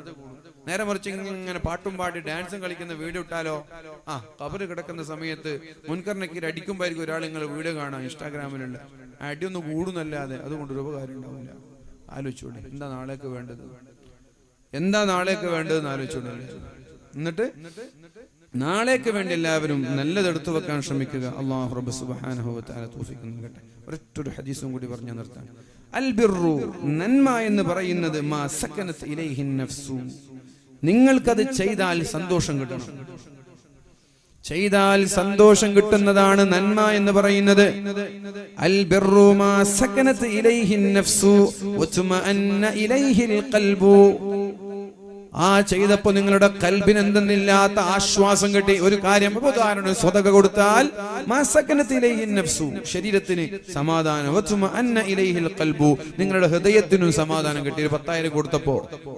നേരെ മറിച്ച് ഒരു വ്യഭിചരിച്ചു എന്ന് പറയാ, വ്യഭിചരിക്കുമ്പോൾ വ്യഭിചരിക്കുന്നത് വരെ ഭയങ്കര ആവേശത്തോടുകൂടി നമ്മൾ പോയാലും വ്യഭിചരിച്ചു കഴിഞ്ഞാൽ മാലം തസ്കുൻ ഇലൈഹിൻ നഫ്സു, മരണം വരെ ആ ഒരു വ്യഭിചാരം സമാധാനം തരൂല. ആ ഒരു വ്യഭിചാരം നമ്മളെ അലട്ടിക്കൊണ്ടേയിരിക്കും. എത്ര തോപ ചെയ്താലും എത്ര കാബയുടെ കില്ല പിടിച്ചു കരഞ്ഞാലും അള്ളാഹുക്ക് പുറത്തുനിന്നിട്ടുണ്ടാകും. എന്നാലും നമ്മൾക്ക് സമാധാനം കിട്ടൂല. ഒരു കുറ്റബോധം മരിക്കുന്നത് വരെ നമ്മെ വേട്ടയാടും. ഇതാണ് തെറ്റു എന്ന് പറയുന്നത്. വലിയ വ്യഭിചാരമൊക്കെ ചെയ്തിട്ട് നന്നാവാൻ ഒരാൾ തീരുമാനിച്ചു. കാബയുടെ അടുത്ത് പോയിട്ട് കില്ല പിടിച്ച് ദുആ ചെയ്ത് അല്ലാഹു തആല അയാളുടെ ജീവിതത്തിൽ വന്ന സർവ്വ പാപങ്ങളൊക്കെ പുറത്തു കൊടുത്തിട്ടുണ്ട്. അയാൾ അല്ലാഹു ഉന്നതമായ ദറജയൊക്കെ കൊടുത്തിട്ടുണ്ടെങ്കിലും ആ മനുഷ്യനെ സംബന്ധിച്ചിടത്തോളം മരിക്കുന്നത് വരെ ജീവിതത്തിൽ ഒരു തവണ ചെയ്ത വ്യഭിചാരം എന്നുള്ള മഹാപാപം ഒരു വേട്ടയാടലായി തുടർന്നു കൊണ്ടേയിരിക്കും. അതാണ് വൽ ഇസ്മു മാലം തസ്കുൻ ഇലൈഹിൻ നഫ്സു വലം യത്മഇന്ന ഇലൈഹിൽ ഖൽബു. മനസ്സിന് സമാധാനം തരാത്ത, എപ്പോഴും അസ്വസ്ഥതയുണ്ടാക്കുന്ന, എപ്പോഴും സമാധാനം നഷ്ടപ്പെടുത്തുന്ന, എപ്പോഴും നമ്മുടെ ജീവിതത്തിലെ സ്വൈര്യം കെടുത്തുന്ന ഒരു കാര്യമാണ് തെറ്റ് എന്നുള്ളത്. അതുകൊണ്ട് തെറ്റിലേക്ക് അടുക്കാതെ സമാധാനം നൽകുന്ന, സന്തോഷം നൽകുന്ന സൽപ്രവർത്തനങ്ങൾ മാത്രമായി നമ്മൾ മുന്നേറുക. അല്ലാഹു റബ്ബ് സുബ്ഹാനഹു വ തആല തൗഫീഖ് നൽകി അനുഗ്രഹിക്കട്ടെ.